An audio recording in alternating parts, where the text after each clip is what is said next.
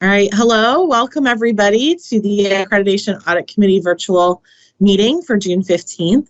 I am Dr. Melissa Diebel, and I have just taken over this role as the Education Program Manager of Accreditation and Reporting. And so we'll go around first and introduce if the people from KDE want to introduce themselves first. I will start with them. And so, Todd.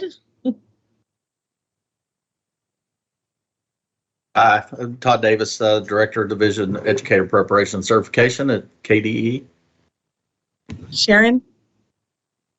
Hi, Sharon Salzman, Assistant Director of the Division of Educator Preparation and Certification. Kim. Kim Arrington. I'm a program consultant with Educator Preparation, and I work with new programs and program reviews. Okay, is there anybody else from OELE present? All right, then we'll welcome our committee for this new group here. We'll start with our chair, Dr. Dieters, if you want to introduce yourself. Hi, I'm Faye Dieters. I am the Chair of Teacher Education at Midway University, and I serve on the committee as a representative of the private colleges. Danny Bradley. Hi, I'm Danny Bradley. I'm on the Woodford County Board of Education. I'd like to welcome Dr. Dieters to Woodford County. We're excited to have you. And I serve as the lay committee member. Thank you. Brandy Fagan. Hello, everyone. I'm Brandy Fagan. I am a high school principal at Williamstown Junior Senior High School. Welcome. Susan Kesey. Oh, you're muted. I'm sorry, I'm new to Teams and I'm new to this group. So anyhow, I'm Sue Kesey, the Director of the School Teacher Education at Western Kentucky University. Right, welcome. Veronica. Hello, I'm Veronica Russell. I am a 6th grade teacher at Pembroke Elementary School in Christian County as a teacher member. Thank you. Welcome. And Tiffany Wheeler. Hello, I am Tiffany Wheeler. I'm the Education Program Director at Transylvania University in Lexington, and I am on the AAC representing private institutions. Did I miss anyone? All right, I appreciate your grace as I learn my new role and as our new committee learns how we're functioning and moving through everything. I'm going to go ahead and hand it over to Dr. Dieters so she can walk us through the next steps.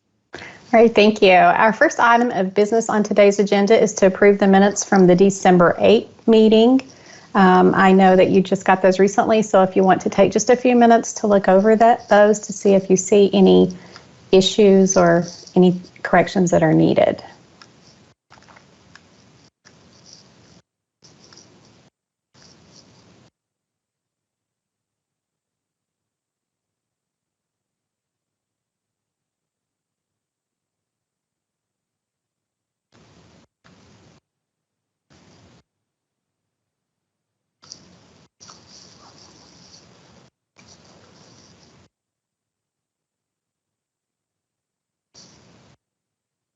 Okay, when you've had a few minutes to look over those, if I could have a motion to approve the minutes.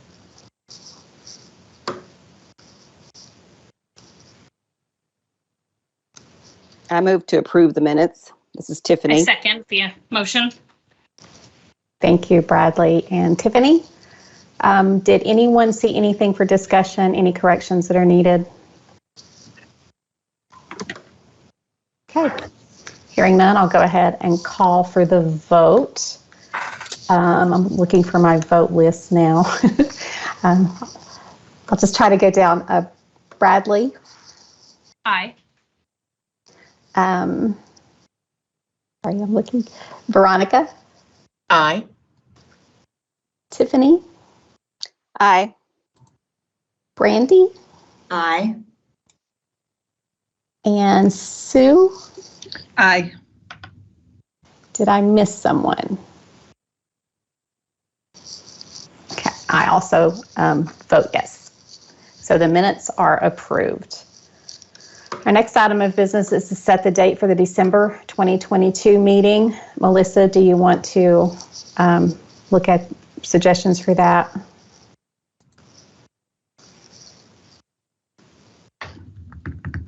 Yes, we, do you guys typically do it? Would it be the week of like December 12th, like with the 14th? Is that anybody's final time or? Yes, that's our final time at Transylvania. Mine too. Last year we did it, December 8th was the meeting. So. Do you want to do it the week before, the 7th? Yeah. That's Yeah. Does that work for everyone? You said the 7th, that's a Wednesday. Okay. Yes. Yeah, that I can do that. What timing are we gonna start? I'm just thinking, I know that Wednesdays are always our PLC days. So I know that could be an issue for. We could move it to a Monday or a Friday that we could possibly. Would that work better for everyone? Friday would be better for me. Okay. Friday? Yeah, Friday would be great. Friday the 9th? Yeah. Does that work for everybody? Yes. Thank Awesome. you.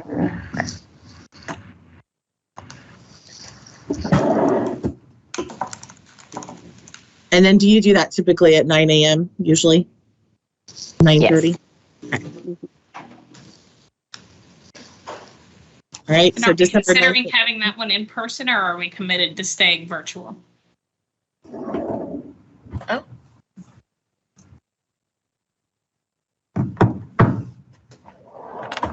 I guess that's a question for whatever OELE is doing at that point.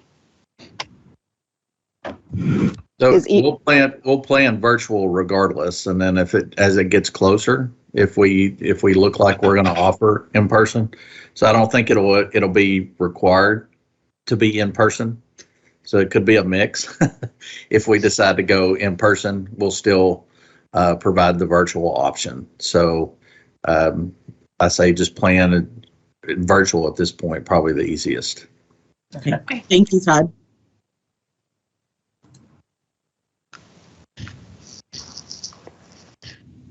Okay, our next item for business then would be the questions regarding morning reviews, and this is the point at which we'll be discussing information that may be confidential. Do we have a response yet on whether we are allowed to go into closed session? Not yet. I've tried calling and she didn't get back till late last night either. So it was well after midnight. So I don't know if she's in a meeting. I'm trying to check her calendar now. She's not responded yet. Is this with regard to the OAG recommendations on virtual and special meetings?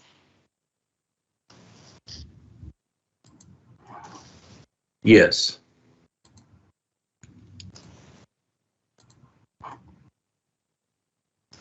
I know the obligation for our board meetings with those new recommendations have been that we have to start an open session, like you said, and then you can excuse to an executive session, and then but you have to state why. So we would need the KRS that allows for executive session pursuant to KRS. I know we use 63.010, but it's probably different for this type of meeting.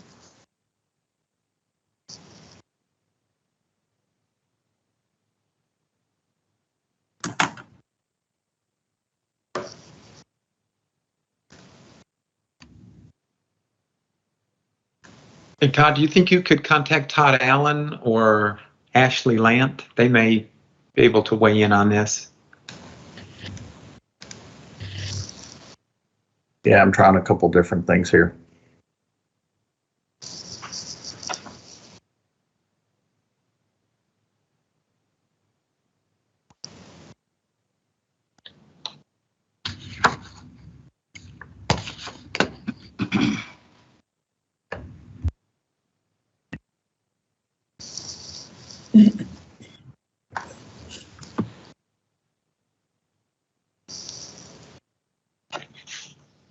Let's see, does your Chair, does your agenda allow, you you to move forward anything? Are there any other items on your agenda that can be handled on the live stream?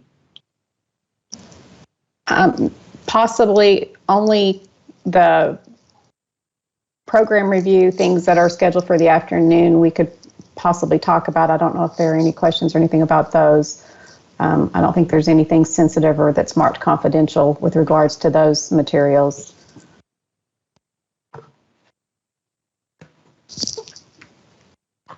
But it would only be if there aren't any questions regarding, and I actually do have a question regarding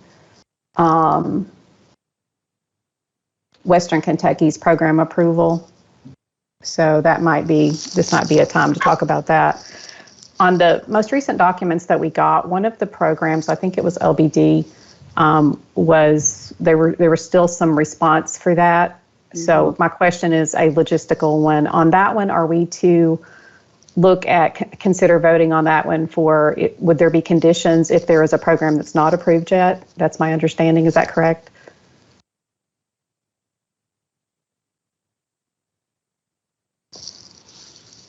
Todd or Kim, I'll need your help with that.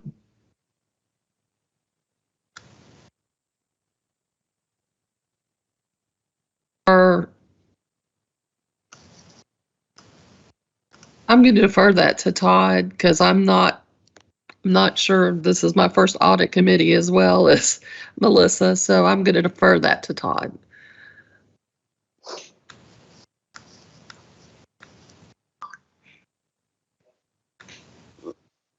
Hold on, I'm in a meeting.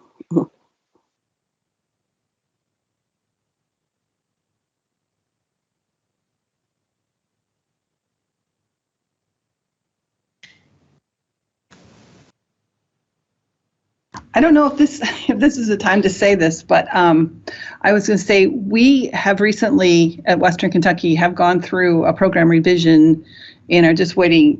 We've completed the PRDs and have those sent in that have not been officially approved yet. However, it's actually a dual pathway now, and so the standards have been updated. All the things that are on there have been addressed, but have not been, So I don't know if that affects what's being voted on today, but I mean, it has been. Okay, it's the MSD program. I'm sorry, I said LBD, but it wasn't. What we did is we took the LBD and then moved it into two pathways, and so now, I mean, everything has been updated, but it's not shown here yet. Yeah, the LBD was found in compliance. The one that is not is the MSD, and it's just one thing that they were waiting on for that, but the most recent document we have does not have that one cleared. Mm-hmm. I know that I recently got information from Gary regarding that program, and we have not reviewed that yet. So I think on that one, it would just be that we would vote for that. We would vote for program approval with the exception of the one program that we would wait for the review from EPSB staff to say that one is in compliance. Yeah. Is that what we've done in the past? I think it is, right? Am I right, Veronica? I know you've been here a while, and Danny and Tiffany. Yes, that's what I'm remembering. Okay. Yes. That's correct.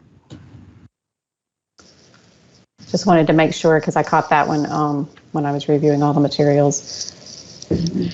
Are there any other questions that any of the other committee members have regarding the program reviews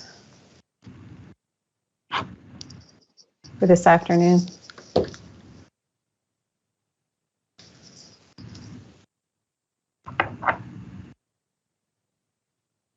None for me, thank you. Yes, I don't have any. They seem pretty straightforward.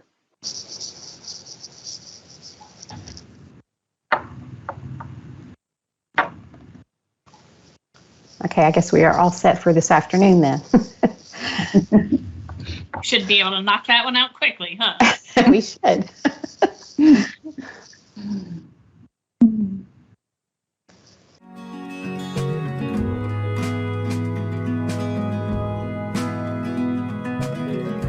Okay. The next portion of our agenda is questions regarding the morning reviews. So let's proceed with any questions that committee members have regarding the reviews for Kentucky Christian University or Kentucky Wesleyan College. Does anyone have questions? I know I do, but I want to give the other team members an opportunity first. You go ahead. I'm trying to share my screen correctly. Okay. So my question is, what guidance is given to state-only site visit teams regarding determination of standards met or not met?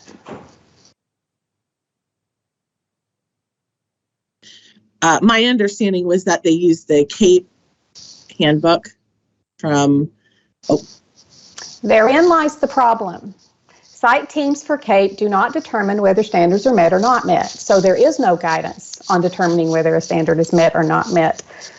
Not met appears twice in the CAPE Consolidated Handbook, and once is in reference to the phase-in plans. And if there is a stipulation, I think it's on page 84, that is of such a severe nature, it could lead to a standard not met. It is not guidance for the site visit team because they don't determine that. That is all determined by the Accreditation Council. So I'm a little fuzzy on when a standard is considered not met or when it's considered met and what determines that. And I don't know, Sharon or Todd, if either of you have information on that.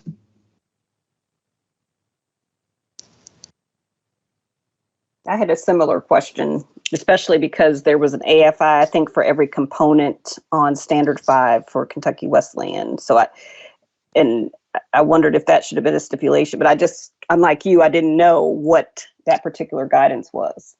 Correct, because AFIs are not of that severe a nature. It means that there is a deficiency, but it's just a chance to improve something.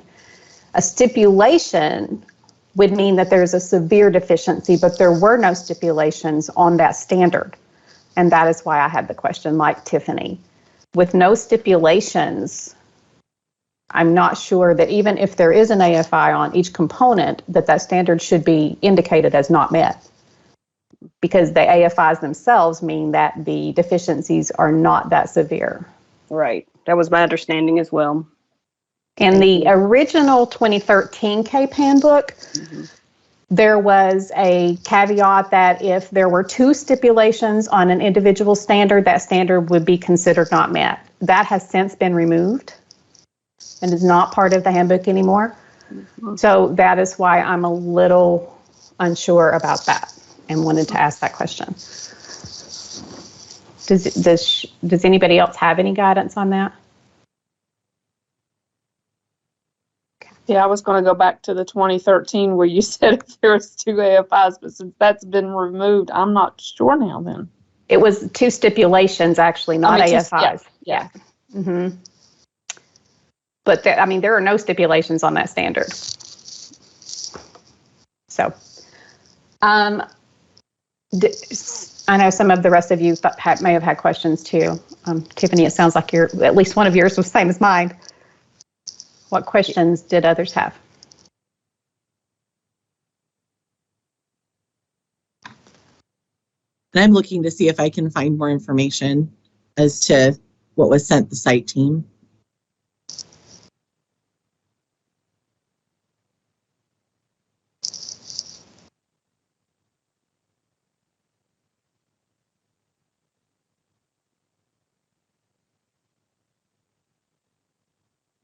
Faye, I did have a question related to the surveys. I think there were some AFIs about validity and reliability for the surveys, and I thought from CAPE guidance that the validity and reliability is a little, I don't know, it's a little bit different than some of the EPP created assessments, so I did want some clarity on that because that seemed to come up in the site visit report as potential AFIs.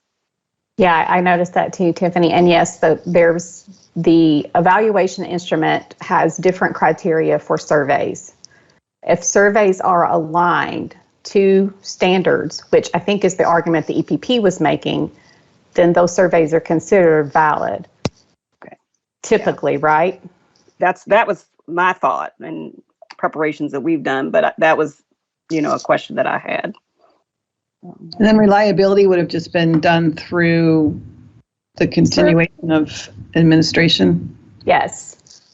And over time, looking at those trends to see if you're getting if the data, if there appears to be reliable responses in the data. Doing a pilot, or there are different ways you can establish that reliability, but yeah, it's very different than an EPP created assessment.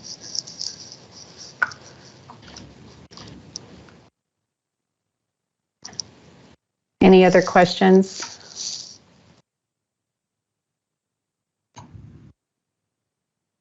At this point? Okay. Are we ready to move on then with the review for Kentucky Christian University and allow that EPP in? Okay.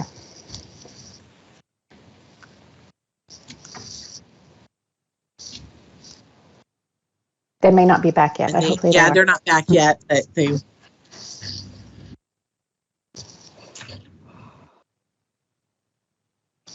I can see Rosemary Young.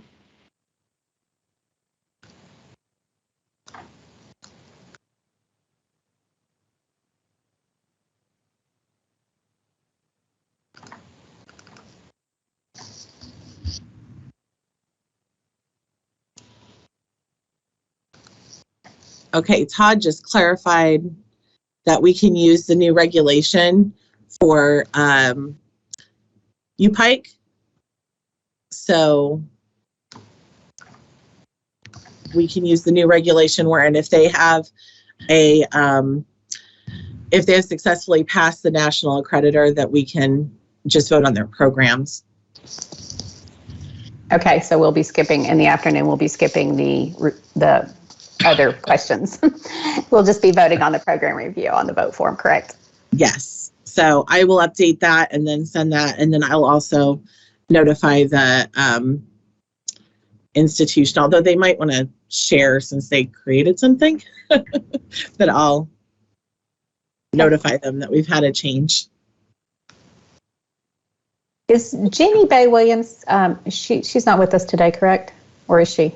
She is not at this point. I texted Amy Lingo, had Amy's number, and she said she can join, but she hasn't yet, so. Okay. I just saw her on the voting form and was going to skip her if she's not actually with us today. Todd, did you give her this? Did you tell her to join this one and not the other one? Um, Can we go to the other one, see if she's waiting? So she was a new appointee. She wouldn't have received Okay. She didn't get that one. Okay. the old one. Okay, good. Just making sure.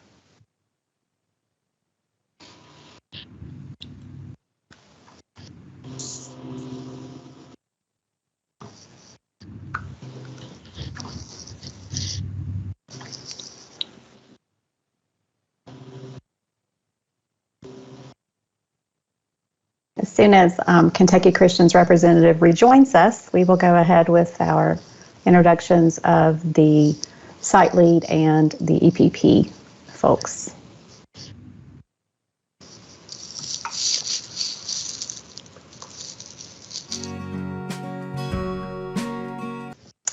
Okay, we'll begin with the review of Kentucky Christian University, and we'll start by having the site team lead introduce herself, and then we will move to any representatives from the EPP. So, Rosemary, you're muted. You have to hear that at least once every meeting, or it's yes, I do that more than once every so often. Hi, everybody. My name is Rosie Young, and I work at Bellarmine University in Louisville. Okay, Taylor. Dr. Khan. Sorry, I'm Lisa Kahn. I'm the Dean of Kentucky Christian University Education Department. Okay. Do we have any other folks from Kentucky Christian, or are you it today, Dr. Kahn? You're it today. All right. Thank you very much for the introductions. Okay, Rosie, we will go to you for your report, please. Okay. First of all, it was a great team, and I want to compliment Kentucky Christian for their hospitality and receptiveness. It's an institution that's small, but you can tell people are working incredibly hard, and they're doing a lot of good things for the community and to prepare educators. It was a good visit. We always would prefer to be in person, but it was virtual, and it's the sign of the times.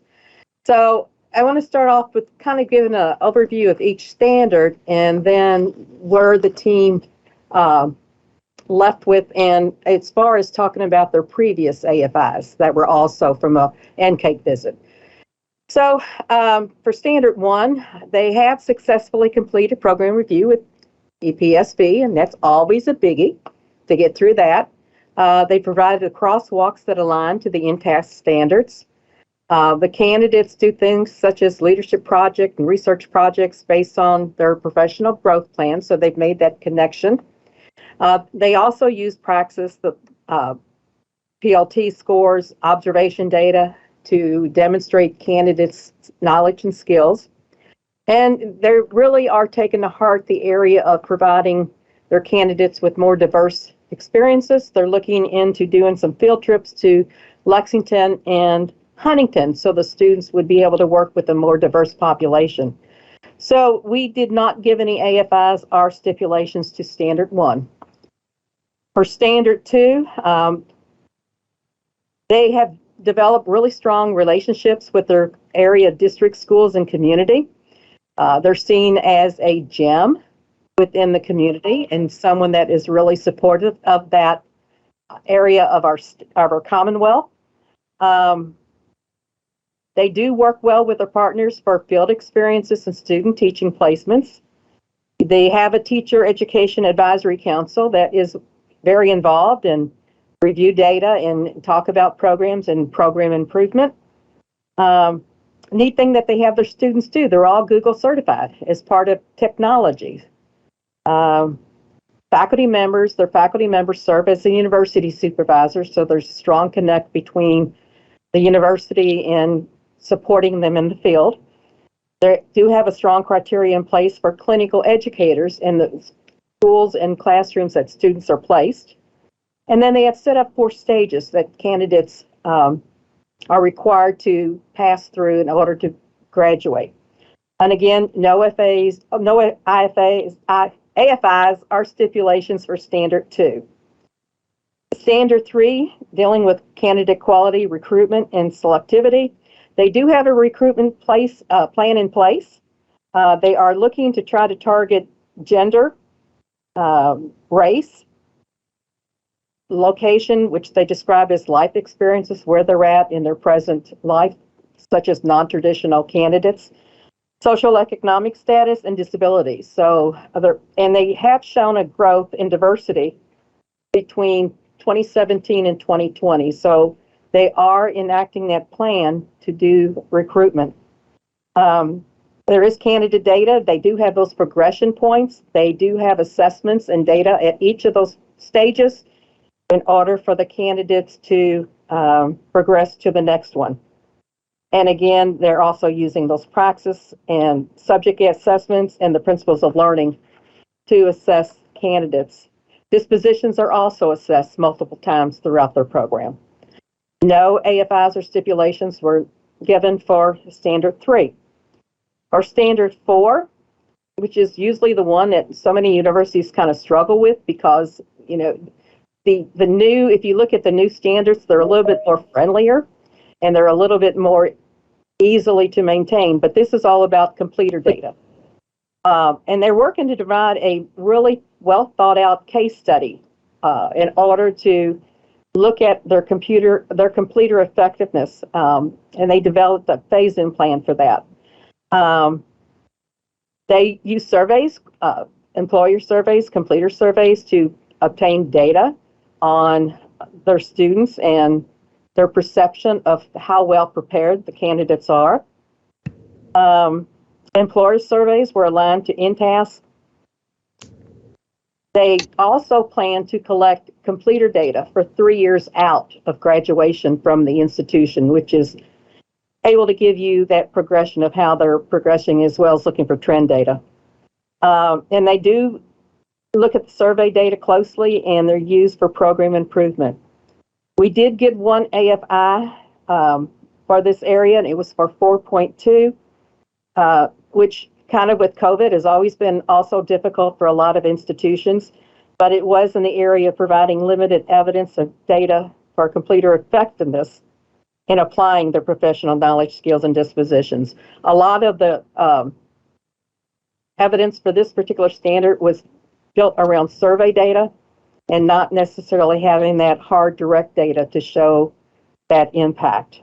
I know that they did a rejoinder for that. I sent it out to the team and we looked at that, but at the end, they felt that the AFI should stand. For Standard 5, and again, I want to compliment them. They don't have that big of a faculty, but they really get this and understand how that quality assurance system needs to be built and operated. They have multiple measures. They monitor progress, learning. They share data with various groups. They're using assessment data such as unit plans, lesson plans, clinical observations, growth plans, research projects, and technology presentations. So they're giving them a well-rounded, they share that data and discuss it with their Teacher Education Advisory Council. They are completing the requirements for validity and inter-rater reliability, and they have a system in place for when new people come in, what's expected for them as far as calibration when they're doing assessment. And they look at low scores in areas and then develop strategies to work with those. And they do have very strong stakeholder support. They love the institution and they do not want them to ever go anywhere. Diversity, they're doing coursework, field experiences, key assessments. They're looking to expand into Lexington and Huntington. And again, with technology, no issues. They have multiple opportunities in field and clinical. They do a technology project at 2 stages in the program. And they also are involved in that technology course and that Google certification.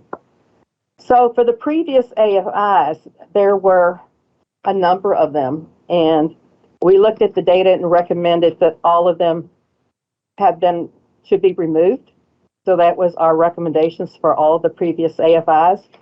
We did agree that all standards were met. And so during that visit, and so that's kind of the report in a nutshell. Thank you, Rosie. Do any of the committee members have questions for Dr. Young?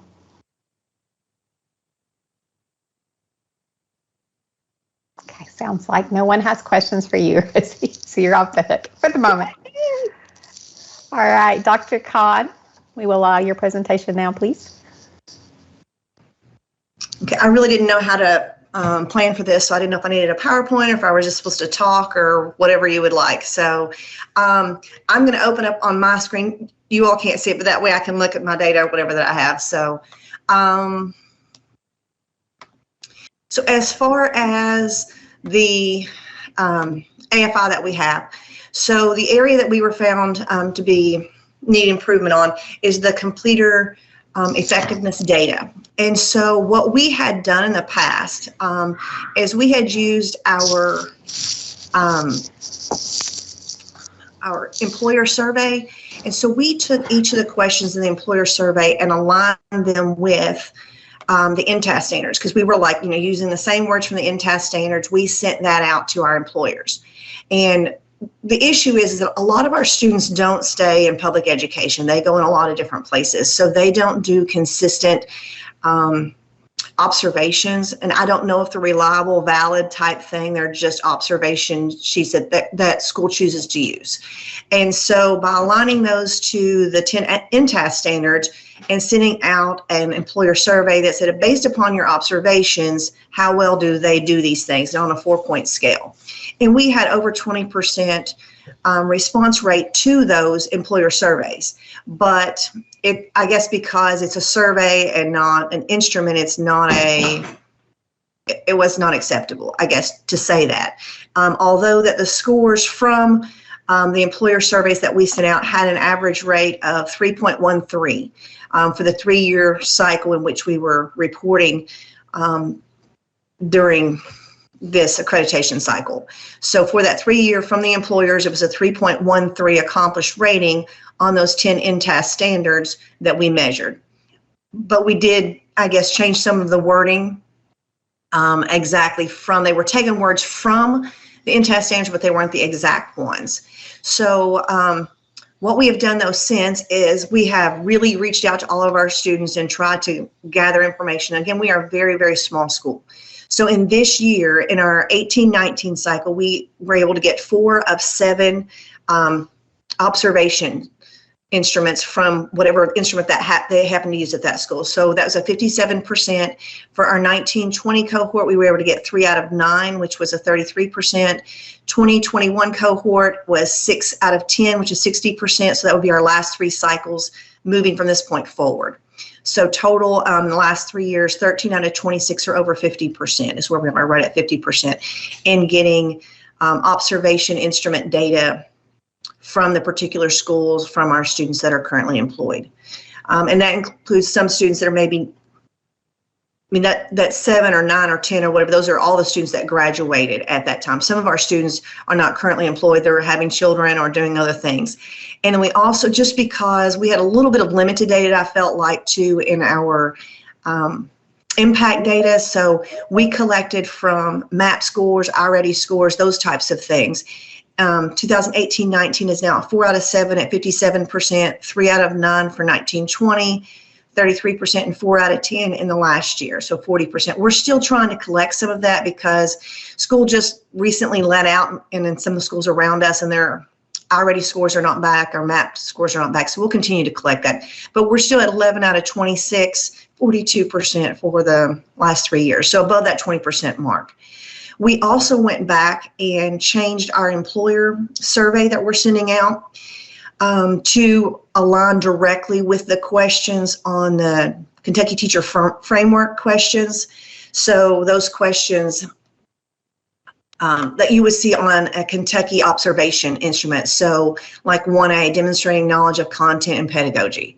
And so this year employers survey that we sent out is aligned straight with Kentucky Teacher Framework. So based on their observation, score these on a 4-point scale, just like they would if they were in Kentucky. Now, some of these teachers are not in Kentucky, but using that instrument that was created for that. So we are not to the point yet where we're ready to analyze that data because we're still collecting some of that information. We have a date in July that we get together and pull all the information to do our findings report. And at that point, we'll be able to sit down and actually analyze and see our total numbers and see where they all rank and all that sort of stuff. But I think that we have answered those with just more of a more concerted effort to try to collect those school observation instruments. So hopefully, though, if we don't get the numbers that we need for whatever reason, perhaps this employer survey that we're using that is aligned with the Kentucky Teacher Framework could be used as another instrument. We also recognize that I think that KDE is working on something, a new teacher survey too, that should help with 4.2 and meeting it. And that survey is very much like the one that we were previously using that aligns with those 10 INTAS standards. So I think we did make the effort. I understand, I guess, that the observation instrument wasn't established as reliable and valid, but it wasn't that we ignored the collection of it. And it also was in our phase-in plan to start that. And if you were to look at our phase-in plan, it says that we were going to start collecting those in spring of 20. Well, spring of 20, nobody was in school. So we couldn't collect that data. And then it followed up by a year of virtual, which no one did observations that year because they were teaching from home. So it's just, I think, a difficult time for us to collect the data, but it was not that it was ignored. And moving forward, it should not be an issue. Thank you, Dr. Khan. I have a question for clarification, and maybe some of the other committee members will have a question as well. But Dr. Khan, the data that you talked about, that where you've collected those various observation instruments used in those different districts, was that available at the time of the site visit? I'm thinking it wasn't, but I just want to clarify that. No. Right. Okay. And I did read your response, and I know that one of the things is that at the time of the site visit, if I understood correctly, you did not know that that was an issue, correct? Correct. They had requested something in the original information, and I thought I had responded to that. And then during the site visit, there really wasn't a discussion, or do you have more information on this, or can you provide something additional? So it was kind of a bit of a surprise. All right, thank you. Do any of the other committee members have questions for Dr. Khan? Okay, I'm seeing a lot of head shakes now. Okay, all right, thank you, Dr. Khan. At this point, committee members, we will begin our voting. Our first item on our voting sheet is, did the site visitors follow approved guidelines while conducting the visit? And our responses are yes or no. I will begin with Danny. Yes. Thank you. Jenny. Yes. Thank you. I also vote yes. Brandy. Yes. Susan. Yes. Veronica. Yes. And Tiffany. Yes. Thank you. So that one is approved as yes. Our second vote is on,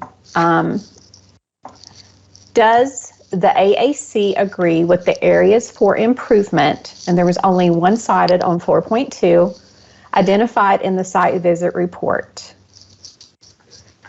And note that the AAC should consider all subsequent evidence presented by the EPP in the rejoinder, and as well as the lead response and the rejoinder and the EPP presentation during this AAC meeting. Our options are yes or no with do you agree with the AFIs or stipulations. There are no stipulations, only the one AFI. Begin with Danny. Yes. Jeannie.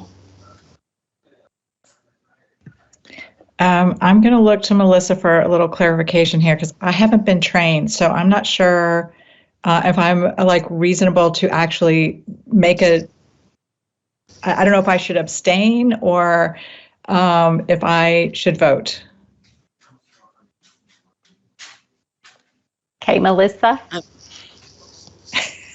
So I think it's up to you. Do we have enough for a quorum if she doesn't vote? We do. And Faye, you can correct me if I'm wrong, but she did emphasize what it says in here is you can consider what was presented today as well. Yeah. So you can consider what was done, but also what was presented today. Okay. I'll vote yes. Okay. I also vote yes. Brandy? Yes. Thank you. Sue? Yes.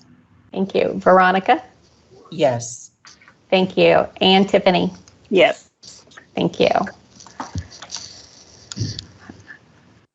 Okay. I'm sorry, I'm scrolling on down the vote sheet. Okay, now we are at the point of voting for the standards met or not met recommendation. And your vote is either met or not met, or sorry, met with AFIs or stipulations, or not met. Okay, so one of those three responses. And on standard 1, content and pedagogical knowledge, starting with Danny. Met. Thank you. Jenny. Met. Thank you. I also vote met. Brandy. Met. Sue. Met. Thank you. Veronica. Met. Thank you. And Tiffany. Met. Thank you. Standard 2, clinical partnership and practice, starting with Danny. Met. Thank you. Met. Jeannie? Thank you. You're fast on the draw there. I'm figuring out the pattern here. I also voted met. Brandy? Met. Sue? Met. Veronica? Met. And Tiffany? Met. Thank you. Moving on to Standard 3, Candidate Quality, Recruitment and Selectivity. Danny? Met. Thank you. Jenny? Met. Thank you. I vote met as well. Brandy? Met. Thank you.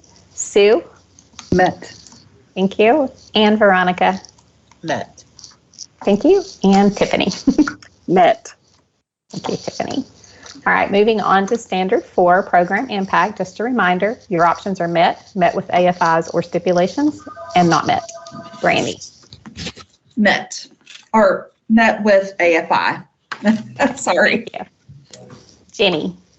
Yeah, met with the AFI. Okay. I also vote met with AFI. Brandy? You actually said Brandy first. I'm instead of sorry. Danny? with AFI. Thank you. Sue? Met with AFI. Thank you. Veronica? Met with AFI. Thank you. And Tiffany? Met with AFI. Thank you. On Standard 5, Provider Quality Assurance and Continuous Improvement. Danny? Met. Good morning, teachers and students. Sorry. Met. Thank you. I haven't called your name.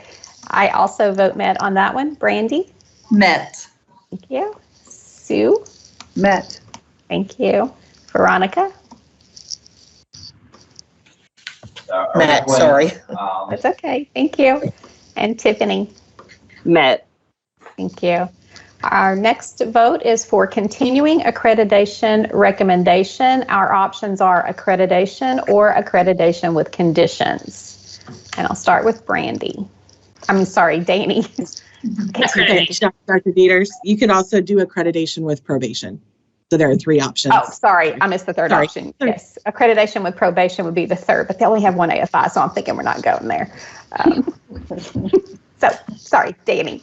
So on this one in the past, I know we have done accreditation, even if there are some AFIs.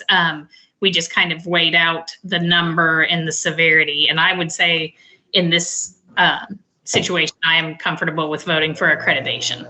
Thank you. Jenny? Same, accreditation. Thank you. I also vote for accreditation. Brandy? Accreditation. Thank you. Sue? Accreditation. Thank you. Veronica? Accreditation. Thank you. And Tiffany? Accreditation. Thank you.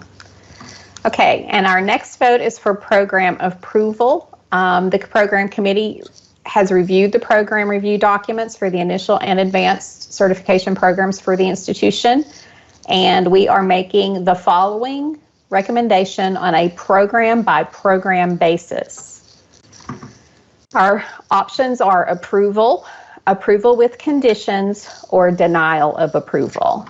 And I'm going to start with Danny. Approval. Thank you. Jeannie? Approval. Thank you. I also vote for approval. Brandy? Approval. Thank you. Sue? Approval. Thank you. Veronica? Approval. Thank you. And Tiffany? Approval. Okay.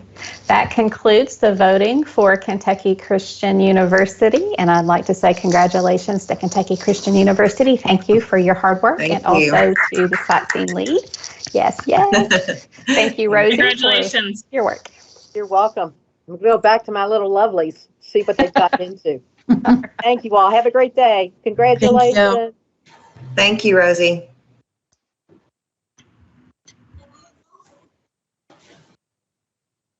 Okay, trying to find my agenda now. I know, I don't think it's not time yet for our next group, is it? I have a quick question. Okay, sure. Okay, so from here, my president is wanting to know when he might get this letter that says we've met accreditation. So what are the next steps then? Actually, the next steps are that this will go before the EPSP board. It will probably be on the August agenda. Am I correct, Melissa? Yes. Yes. Yes. So that right now the AAC is just a recommending body. So we will make our recommendation to the board at that meeting, and then the board will vote. And their vote, after their vote, then the institution would receive a letter stating what the determination of the Education Professional Standards Board was on the accreditation. Okay. All right. Thank you. Appreciate it. Welcome. Thank you, Dr. Khan. Thank you. Bye.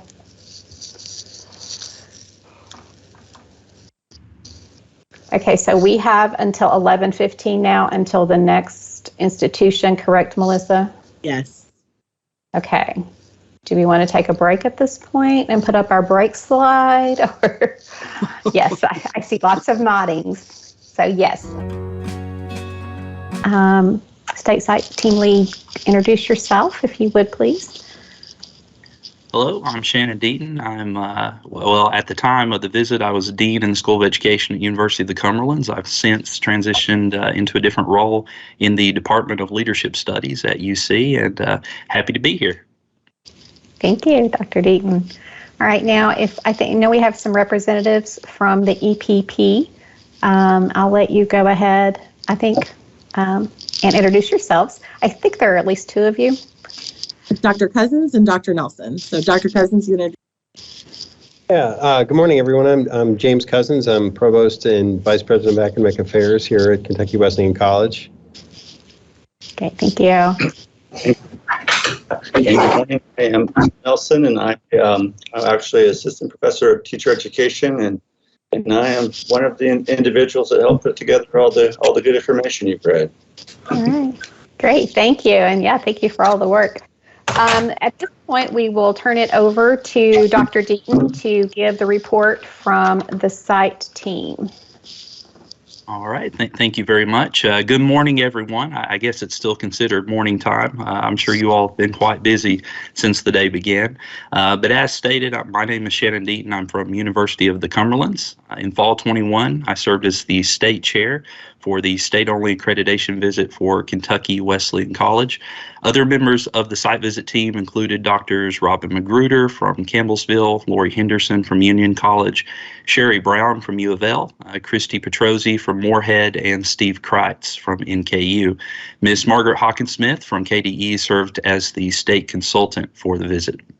The team initially met in July of 21 to discuss the submission of Kentucky Wesleyan's self-study report, and during that meeting, the team identified preliminary areas for improvement that were shared with the EPP in the formative feedback report prior to the site visit meeting. The actual site visit was conducted virtually between the dates of November 14th through the 16th. The visit was exceptionally well organized thanks to KWC faculty and staff. Specifically, I'd like to thank Dr. Melissa Diebel, Chair of Education at KWC at the time of the visit, as well as Drs. Michael Nelson, Christina Cramp, and James Cousins, among others. Their support throughout the visit was tremendous, so we really appreciated that. Following interviews with KWC personnel, as well as a review of evidence presented in the addendum and new evidence presented on site, the site visit team identified areas for improvement and voted on recommendations for whether CAPE standards were met or not met at the time of the visit.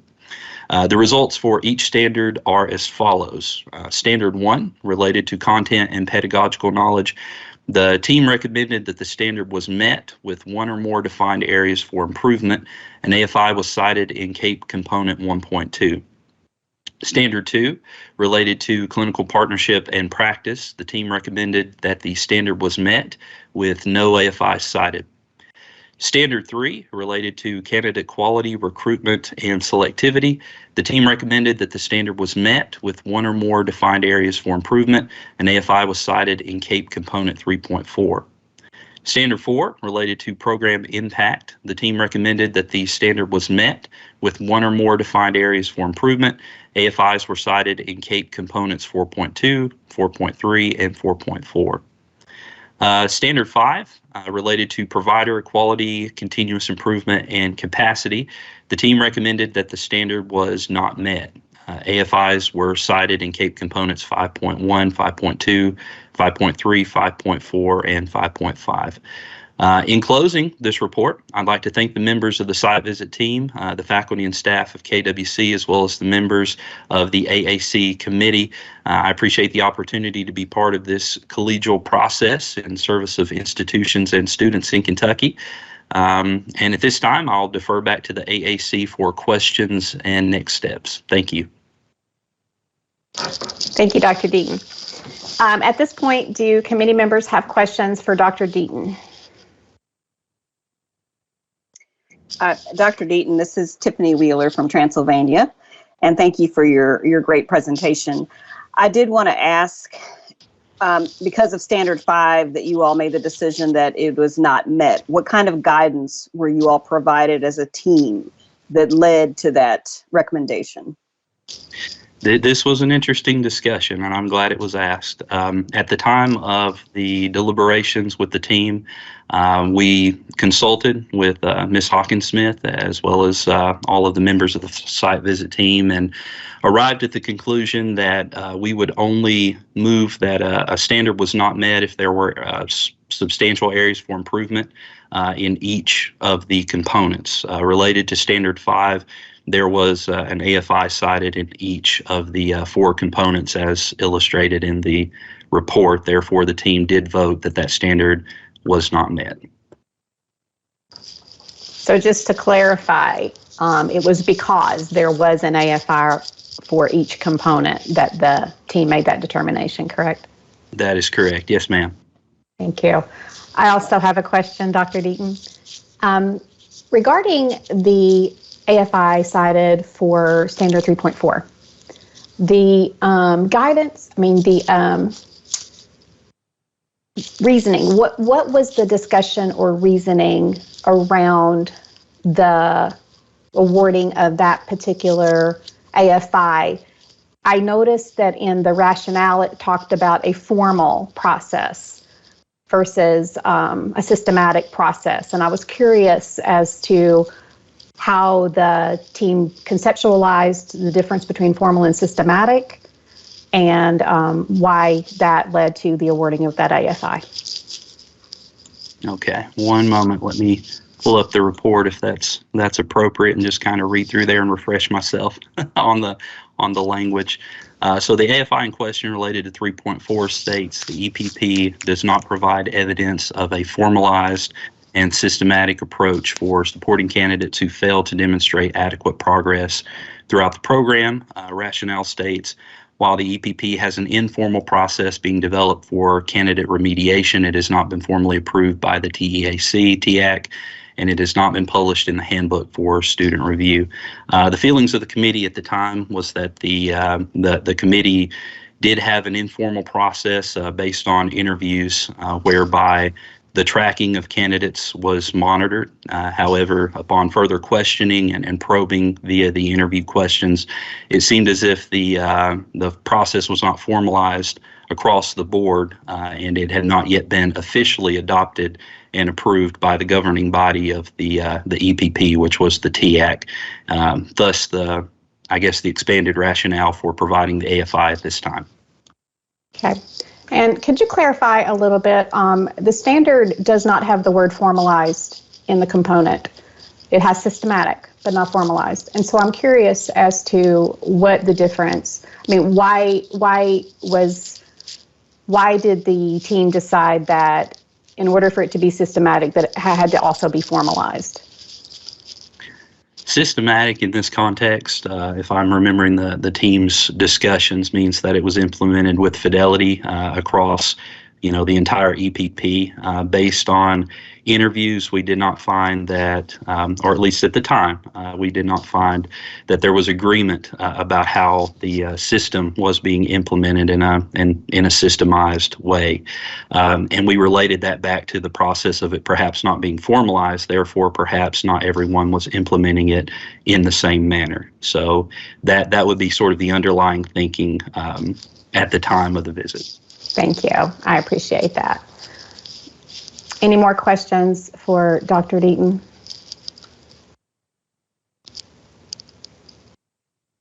Okay. All right. Sounds like you're off the hook for the moment, Dr. Deaton. We will go ahead and allow the EPP to present their information. And thank you so much for the opportunity to present this information. I'll share my screen here as we, let's see here. Okay, first of all, yeah, I'd like to just give a really quick, time is of the essence here, so I'd like to give a really short just kind of background into Kentucky Wesleyan College. For those of you who are aware of us out here in Owensboro, and those of you who might not be, we are a small college. We are about 780 students strong, very limited online presence, and we have a handful of select programs that are important to us because they're important to the region, important to the city of Owensboro, and important to the Davis County and Western Kentucky. And education, teacher preparation in particular, is an essential component of what we do here. And it's exciting to be part of the team. And I'm now almost at the conclusion of my first year here as provost of Kentucky Wesleyan College, and I think part of my selection had to do with my background. My previous institution, I helped lead the secondary education accreditation and CAPE accreditation. I oversaw the social studies program in the Department of History. It's an important program. It's an essential program for us and something we're very proud of. It's also a major growth area for the region, and there's desperate need for qualified teacher candidates, and excited to be part of this. What's not mentioned in what I'm about to present is the kind of deficits that we had going into this. Accreditation that was not built out significantly, and the work that has been accomplished over the last couple of years is amazing. And really, thanks to the exceptional work of our leadership in the education program, we are at a point where improvement is guaranteed. And we want to thank the members of the site team for their insightful visit, their time, and their critiques. There's a lot to address, so I'll just move through this quickly. First of all, as you can see, we've made a number of updates to address standards that were previously mentioned to the teacher candidate handbook. Now, you'll have a copy of this PowerPoint in your materials in the Google Drive, I believe, for your reference. And then we'll be able to address questions at the end. Professor Nelson has graciously agreed to provide some additional context if necessary. But Standard 3, 4, 5, and Standard 1 all been addressed with alacrity and with great improvements to the overall economy of our program. The IRB process at a small college, this is something that was just embedded in the faculty handbook. We had an informal IRB process here, but this was the catalyst to a formal structure, and now that is part of what we do. It's embedded, and it's hard to believe that we didn't have a formal process. We do have one in process now, and are collecting information, and we'll be ready to go.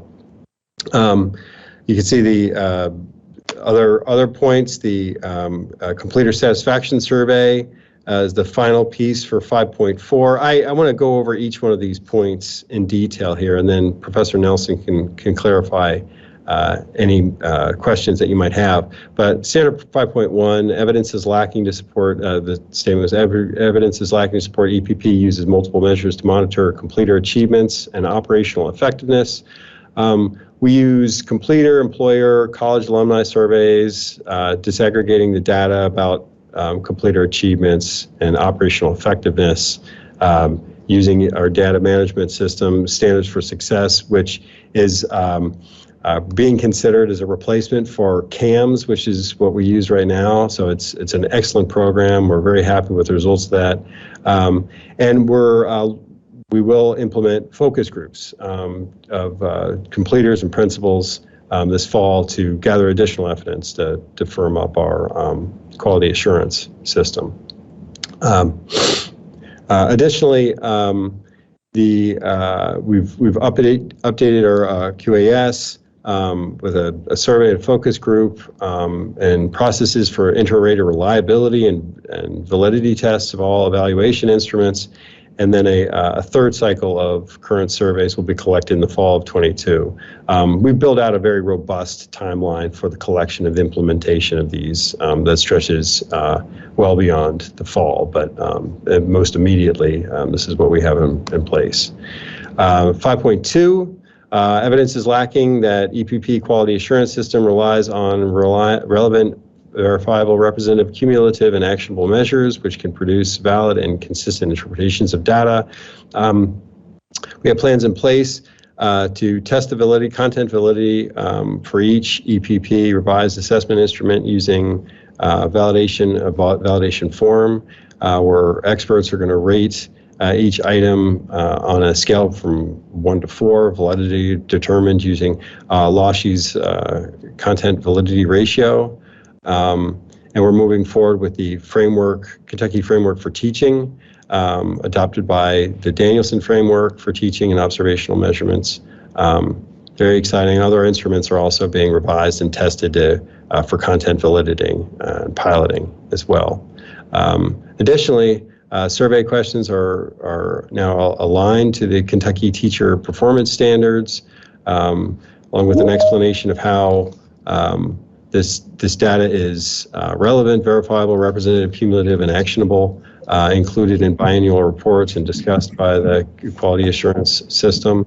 And all changes in the program and assessment tools will be noted in our EPP retreat upcoming and TAC meeting minutes. So moving forward, we have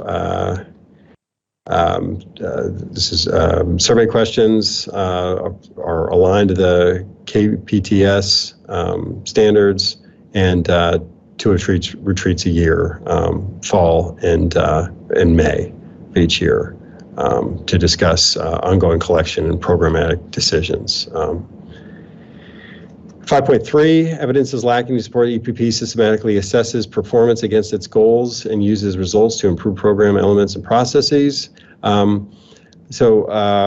using data and evidence for continuous improvement and for programmatic changes, evaluating programs using different forms of data, quantitative and qualitative, and identifying patterns across preparation programs, the strengths and weaknesses, using results from these assessments to guide data-driven decisions. Additionally, program reviews are piloted in this past academic year. Modifications to the processes are currently being made for the following academic year, 22-23, and program reviews for the spring 22 have already led to several changes being made to certain contracts. Additional reporting of transition data, admission program, admission to student teaching, completion of student teaching is going to be reported to TEC prior to voting on teacher candidates. We're aligning our program goals for the 2022-2023 academic year to reflect updated assessment measures and completer outcomes. Additional notes of data and analysis used for program changes are going to be noted in our TAC and TEC minutes, as well as department meetings. 5.4, evidence is lacking to support a measure of completer impact and summarized benchmarked analysis shared and acted upon. This past fall, the 3rd cycle of completer and principal data will be collected from the surveys and then disaggregated and shared with stakeholders in our TAC meeting, and with the eye to making programmatic changes and reaching overall programmatic goals. With the approval of the EPP IRB committee, which I mentioned is newly formed and formalized, we'll begin focus groups that'll look at the qualitative data used in conjunction with the survey quantitative data for a really robust data set. EPP will monitor and report the outcome and impact measures, along with analyzing of trends, comparing data with benchmarks, allocating resources, predicting future direction of the program. Great amount of planning and programming will flow from this data collection and analyzation, and then the disaggregated form of that data will be shared, not just with TIAC, but on our EPP website and widely shared with internal and external stakeholders. 5.5, evidence is lacking to support that the provider assures the appropriate stakeholders are involved in program evaluation, improvement, and identification. This is a key concern for us and one I think that we're addressing. The EPP formed several program review committees which used data analysis from its current assessments to make programmatic changes. And then beginning this past spring, we're reviewing results with TIAC and TEC committees, which have already led to changes, as I mentioned, to several program course contracts. And additional modifications will be done with the EPP to continue to share results and stakeholders. And there's really an iterative, recursive process, learning from and sharing with and growing together to address the needs of the program. Additionally, TIAC committee memberships are, the membership is recomposed to include more completers as well as additional teachers and administrators from the local school districts, and we'll hold quarterly TIAC meetings to systematically share and analyze data for continuous improvement with meetings in October, December, March, and May of every year. Moving now to standard 4.2. There is insufficient evidence to support that completers effectively apply the knowledge, skills, and dispositions that program experiences were designed to achieve. Every fall, we send out surveys to program completers from the previous 5 years to show evidence that they are applying their knowledge, skills, and dispositions to their professions. And this survey includes questions that concern their skills and positions. The third cycle will be completed this coming fall. An evaluation of the questions and collection of the relevant data to institute programmatic change will be done in the spring of 2023 with modifications to noted in the next 3 cycles. Additionally, I may have mentioned this, principal focus will be in cooperation with the state chapter support grant, which we use to expand upon survey responses and assisting in monitoring teaching effectiveness. 4.3, there's sufficient evidence to support that employers are satisfied with completer preparation. So this is the survey that we're sending to the public school personnel to see if the outcomes are being met. And most area schools are used, a great number of them, and completer reported schools and districts. The survey includes questions containing concerning KTPS and professional dispositions topics. The third cycle of data will be collected again in the fall of 2022. An evaluation of the questions and collection of relevant data to institute these changes will be done in the spring of 23, with trends to be noted in the data analysis. And then additionally, and again, I go back to the focus groups, will be conducted to include district leaders and administrators in the local districts to allow for further discussions and further feedback concerning areas of strength and weakness and growth for our completers. 4.4, there's sufficient evidence to support the completers are satisfied with program preparation. This is back now to the survey, which is comprised of questions concerning KTPS professional disposition topics, analyzed using Cronbach's Alpha, and content validity assessed using Loshy's content validity ratio. And evaluation of the questions and collection of relevant data to institute program change will be done with stakeholders. Again, this iterative learning process for transparent growth. And finally, an increase in membership for completers will be part of TIAC, made all the composition changes, the addition of completers and others in the fall. 3.4, EPP does not provide evidence of formalized and systematic approach for supporting candidates who fail to demonstrate adequate progress through the program. As noted in our site visit reports, there are many informal processes that take place in EPP for monitoring our student progress. These now have been formalized, as in written into education student and teacher candidate handbooks. And these are currently being reviewed by appropriate stakeholders, TAC and TEC and other college administration and faculty. 1.2 now, EPP did not provide sufficient evidence that candidates use research and evidence to develop an understanding of the teacher profession, and used both to measure their P through 12 student progress and their own professional practice. Number of courses were added to, one course was added to meet this, ED 201 assessment, taught for the first time this past spring. In this course, students learn about everything assessment tools, self-assessment, monitoring, validity tests, and ED 302. In this course that's already on the books, one assignment now includes assessing the student using measurement instruments discussed in class to measure student progress. And additionally, 204, 308, 400 all have research papers to help develop an understanding of the teaching profession and focusing on different elements. Professor Nelson can share with you what those different elements are. And students will also continue to use the SFS system, complete self-assessments through regarding KTPS and professional dispositions. So a lot of very significant changes, a lot of changes that have been, frankly, good for the overall institutional health of Kentucky Wesleyan College, as we're building systems and processes to accommodate a first-rate teacher preparation program. I'm excited to be part of this and enlivened by the faculty support and just the leadership that we've had over the past few years, and excited for the future. And I hope this has gone some way. This has been rapid fire to address some of the points of comment, but just know that this is an ongoing, continuous process of development we're undertaking, and we're getting better and better every semester. And with your guidance, we'll get there, and we really appreciate your help and support. Thank you. Thank you, Dr. Cousins.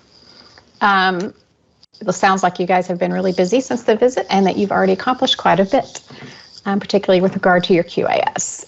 Do any of the committee members have questions for the EPP at this point? Okay, I'm going to go back to the one that I posed to Dr. Deaton earlier for the EPP.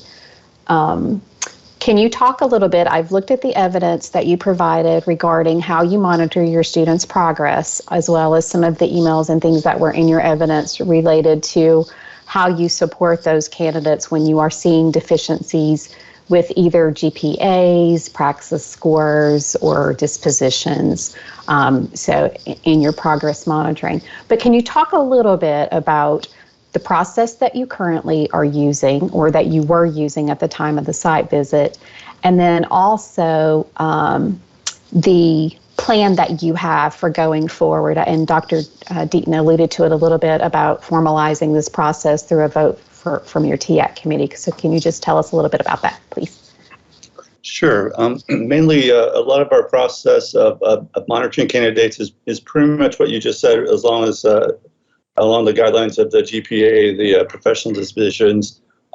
Every student has access to our Standards for Success data management system, and on that system there are checklists that are provided to the students and the candidates that kind of outline all the things that they need to accomplish throughout the program. In addition to that, we also monitor our students' GPA every semester. Every advisor, for example, I'm the advisor for elementary and also secondary and probably a couple more. One of the things that we do is we also send out letters at the end of each semester, letting students who are, occasionally there are students that are below 2.75, and we have to send them out a letter to remind them, we want them to get that up. And usually they have it the next semester to get that up. And if it doesn't come up in the next semester, then we usually we try to advise them into maybe a different career path, a different major. We also try and support them, though, by offering our Student Success Center has some math and English services there that we try to promote that as well. One of the issues that we've had in the past really is with our praxis, our core with the writing. Students have struggled with that writing, and so we've had students actually work with other students and kind of work in that area as well, and just to kind of help them. So, overall, we monitor that with the letters. Let me think. As far as the checklist, I think there's something else. I was going to say there was Dr. Diebel had our site visit presentation when the site team came the first time, and a lot of that stuff was in that presentation. I was trying to remember what else was there. But to go to the second part of your question about just formalizing it, we did put it into our student handbook, our education student handbook. We put a little paragraph in there about the about monitoring students' progress. Basically about the GPA, also about the C- grades. Students have to keep a C- grade. If not, they have to retake the class later on. We have to remind students of that. So that's in our student handbook. Also in our student teaching handbook, we added a new section about just holding student teachers accountable, not only with with like things like ethics, but also with just like with performance. We've had a couple situations in the last semester too where student teachers were having some issues in the classroom, and we had to just set up some meetings with the cooperating teacher and go out and talk to them. And a couple of the students we actually had to pull from student teaching, and they ended up being in a different major just because at the end it just became too much for them. And so that's just part of the process as well. Okay, and as far as as I was going to say, as far as voting with our TIAC committee, I'd have to go back and look at the minutes. I'm not really sure if that was in our last meeting last March or not. Okay. We had a lot of stuff to get through. Yes. Okay. Dr. Nelson, would you say that process is systematic in that all advisors are following the process of monitoring the candidates, notifying the candidates when there's an issue, and then finding some way to support them, whether it's those recommendations, like you said, for the Success Center or peer tutoring or conversations with the advisor or faculty?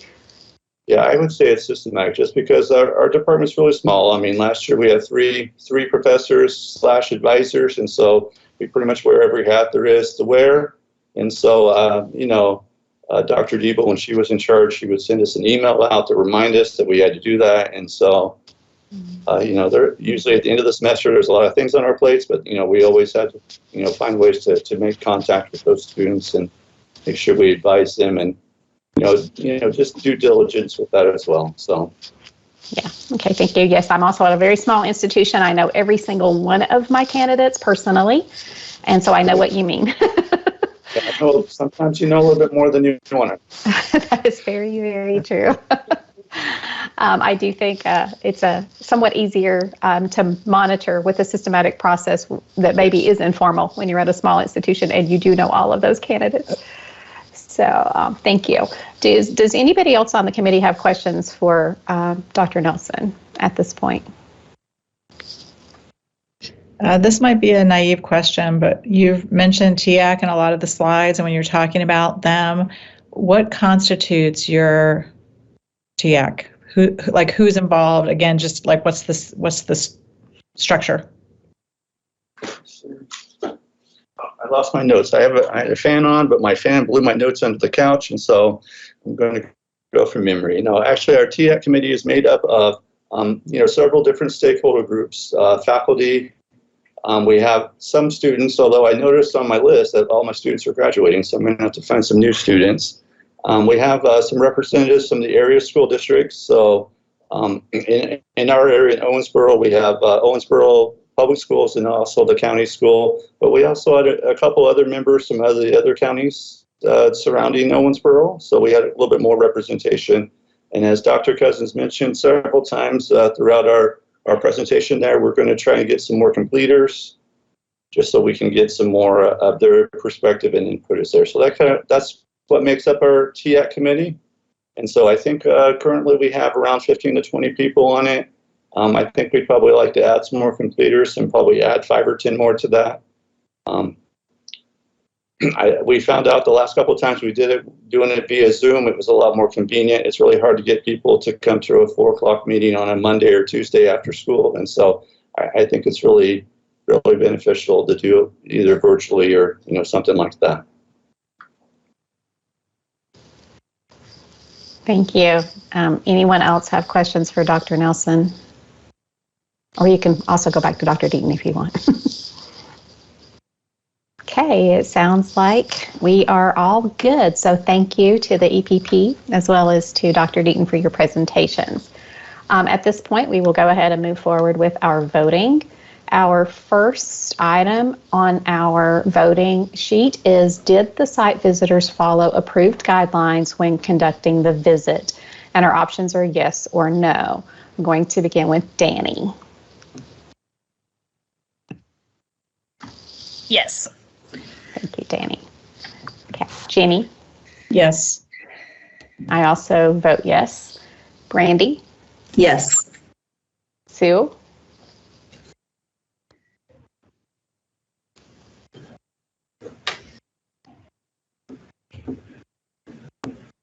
You're not, oh, I see a thumbs up. She's not in me. Trying to get to my, yes. Totally understand. Thank you, Sue. Veronica? Yes. And Tiffany? Yes. Thank you, Veronica and Tiffany. Okay. That is all yes votes. On the next item, we are voting on whether the AAC agrees with the areas for improvement or stipulations, which there were no stipulations, only areas for improvement identified in the site visit report. And just as a reminder, the AAC should consider all subsequent evidence presented by the EPP in the rejoinder, as well as the lead response to the rejoinder and the EPP presentation during this AAC meeting. I'm going to start with Danny. I guess we'll start with overall is the question. Danny, yes or no? Yes. Okay. Jenny? I'm going to say no. I also say no. Brandy? No. Sue? No. Veronica? No. And Tiffany? No. Thank you. Okay, at this point, we will move to looking at each of the AFIs individually, since our overall vote is no on agreement with the areas for improvement or stipulation. We'll start with AFI 1.2. The area for improvement cited was the EPP did not provide sufficient evidence that candidates use research and evidence to develop an understanding of the teaching profession and use both to measure their P12 students' progress and their own professional practice. The rationale provided was that the EPP discussed courses in which candidates learn about research and evidence. However, the EPP did not include the supporting data and analysis for this component. In the site visit, data from the portfolios was provided as primary evidence for this standard, although there are connections to the NTAS standards within Standard 1.2. There is not sufficient evidence that the EPP collects and analyzes data related to the use of candidate research. Okay, so our vote is, do we agree with that? Yes or no, starting with Danny. I'm going to abstain. I had an interruption during that part of the presentation and did not get to hear the EPP discuss that, so I will abstain, please. All right, thank you. Jenny?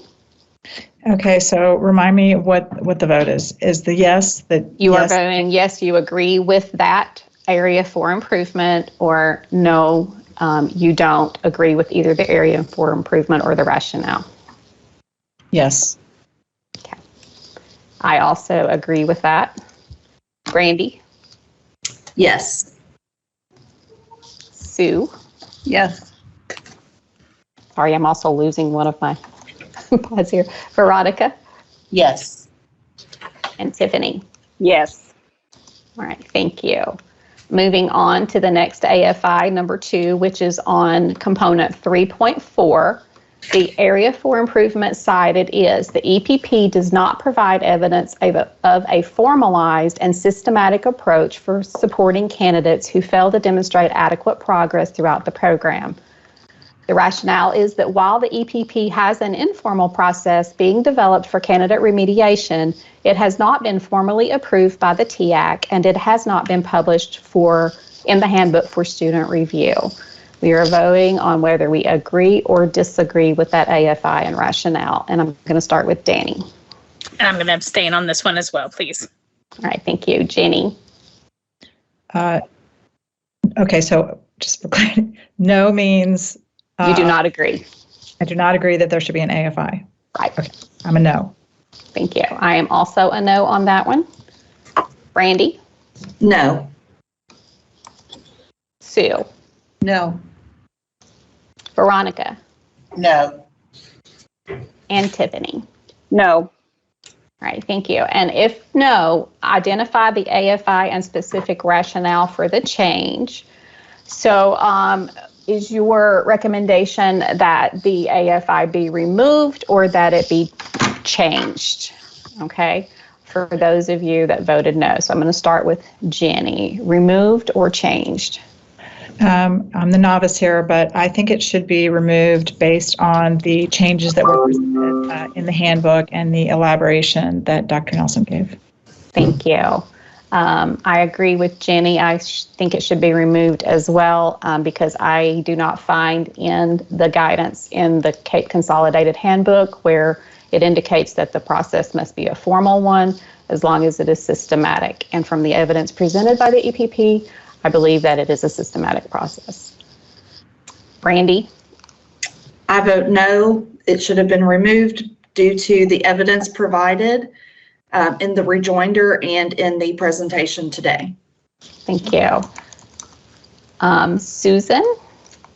No, for the reasons stated already. Okay.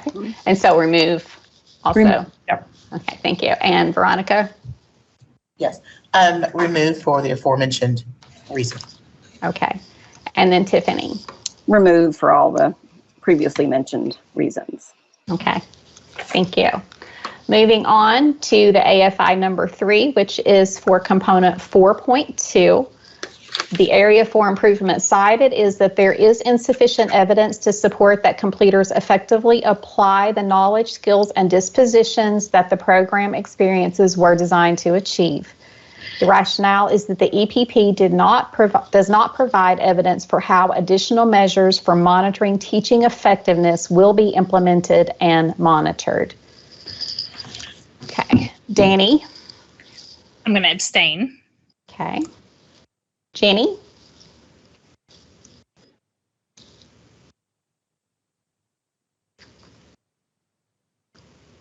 She's coming off mute.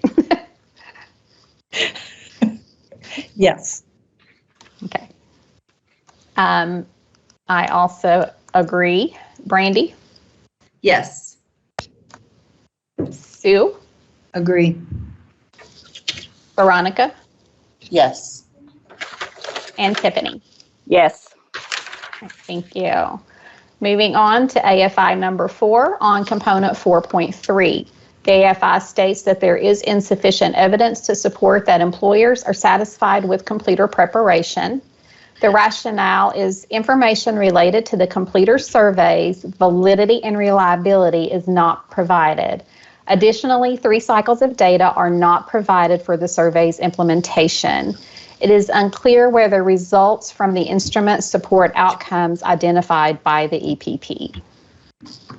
So agree with that AFI and rationale. That is your vote, yes or no. Danny? Abstain. Okay. Jenny? Point of clarification. I'm not sure about the 3 years of data, whether that was provided. So that's a question mark for me. The other part of it, I think, could be removed based on the presentation that we heard. So that would be that thing AFI changed. Okay, so you are voting no, but you think the AFI should be changed, or the rationale should be changed, sorry. Correct. Right, unless I missed the piece about the 3 years of data. Okay. I didn't see evidence of that. Right. In the rejoinder. Okay. I agree with Jenny. I vote no, but believe the rationale should be changed. And Brandy? I also vote no for the reasons that you and Jenny both mentioned.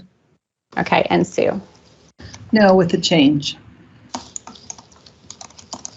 And Veronica? No, with the changes. And Tiffany? No, with the changes. Okay. And our rationale for change, I think we all agreed, is that the part regarding the information related to reliability and reliability is not provided should be struck. And we only have a concern regarding the 3 cycles of data. And if I understood Dr. Cousins correctly, the 3rd cycle of data will be available in the fall. Is that correct, Dr. Cousins? Yes, he's nodding. Okay, perfect. Thank you. Moving on to AFI number 5 on 4.4.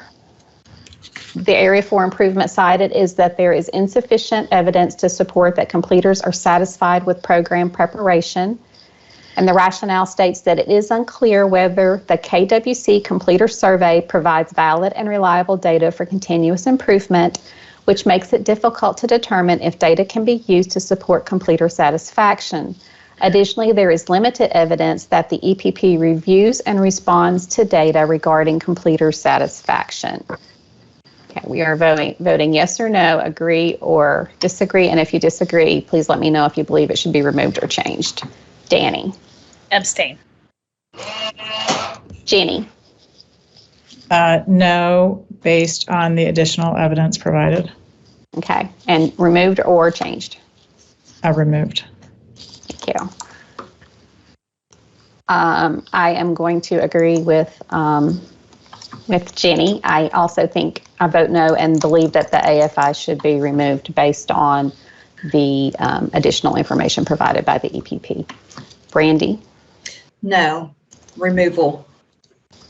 Okay. Sue? No, with changes. No, with changes. Okay. And can you specify what you think should be changed, Sue? The part about let's see here, reliable data for continuous improvement. That the part about the response to data regarding completer satisfaction. Okay, and so you think that part should be retained, but the rest should be removed, or you think that part should be removed? That part should be that's the part that should be retained. Okay, and then the rest should be removed. Understand? Okay. And then Veronica? No, with the removal. No, remove. Okay. Tiffany? No, and removed. Okay. That is 1, 2, 3, 4, 5. 5 votes for removing the AFI, so that will be the recommendation of the AAC. Moving on to AFI number 6 on standard 5.1. The area for improvement cited is that there is evidence is lacking to support that the EPP uses multiple measures to monitor completer achievements and operational effectiveness. The rationale is that evidence is not specifically provided related to the monitoring of operational effectiveness. Additionally, completer impact surveys are provided, but 3 cycles of data are not evident, and specified data regarding completer impact are not provided. 3 cycles of data are lacking throughout each assessment provided. Okay, so we are voting yes or no on whether we agree or disagree, and if you do disagree, please let me know if you believe it should be removed or changed, starting with Danny. This will be my last abstention. I came in halfway through this one. I finally got things going again. All right, thank you. Jenny? Yes. Okay. I also agree. Brandy?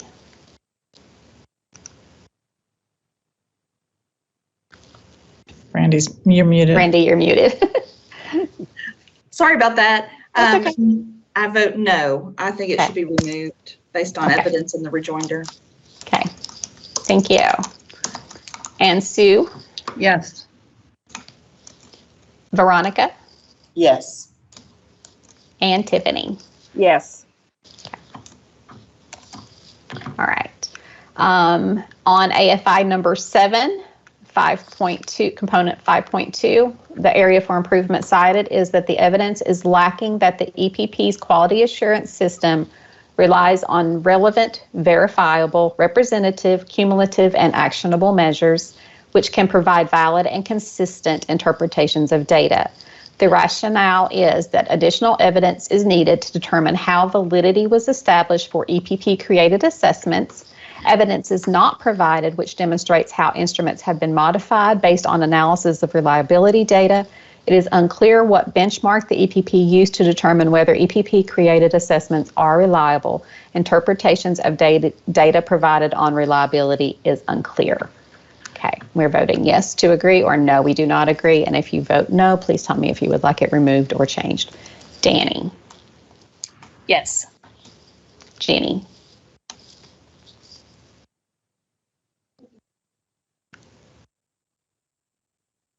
Jenny, you're muted too. Sorry, I just had people passing through here. Got it. Yes. Thank you. I also vote yes on this one. Brandy?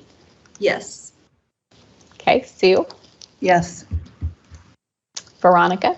Yes. And Tiffany? Yes. Okay. AFI number 8 is on component 5.3. The AFI cited is that evidence is lacking to support that the EPP systematically assesses performance against its goals and uses results to improve program elements and processes. The rationale is that evidence of systematic program review and/or a sampling of data analyzed is not provided by the EPP. The self-study report indicates that the TEC group reviews key assessment measures at each transition point, but evidence of data analysis and programmatic revision is not provided. Okay. And again, we are agreeing or disagreeing, and if you, yes or no, and if you vote, if you disagree, then please let me know if you think it should be removed or changed. Danny? Yes. Okay, Jenny? Yes. Okay, I also vote yes. Brandy? Yes. Sue? Yes. Veronica? Yes. And Tiffany? Yes. Thank you. AFI number 9 is on component 5.4. And the AFI is that evidence is lacking to support that measures of completer impact are summarized, benchmarked, analyzed, shared, and acted upon. And the rationale is that disaggregated data from completer and principal surveys was not provided in the SSR.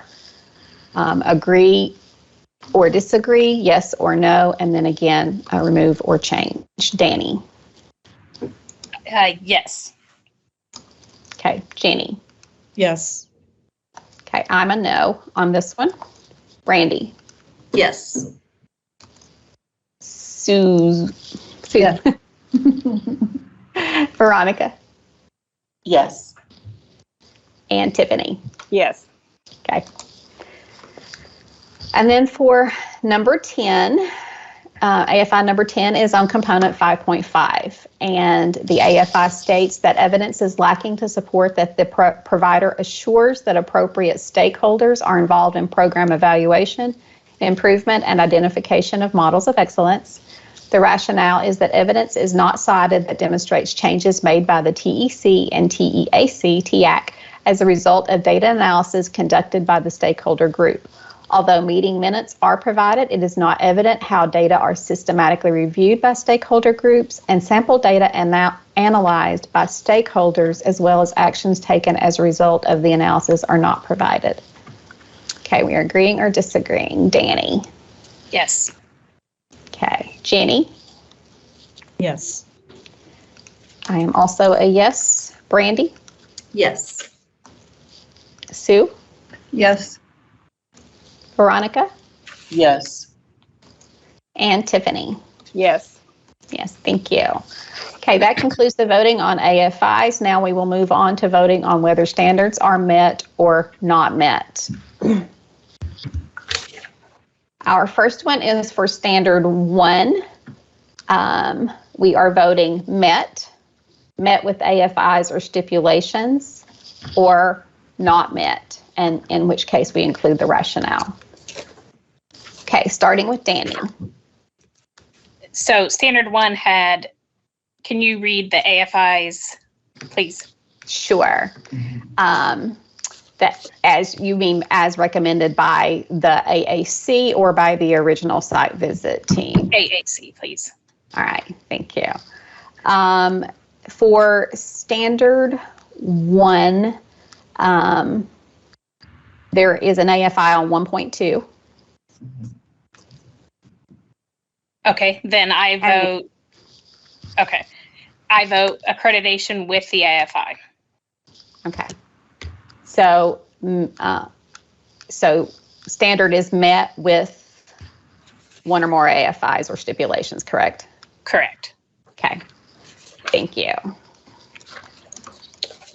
And Jeannie? Same. Okay. And I also agree that the standard is met with areas for improvement. Brandy? Met with AFI.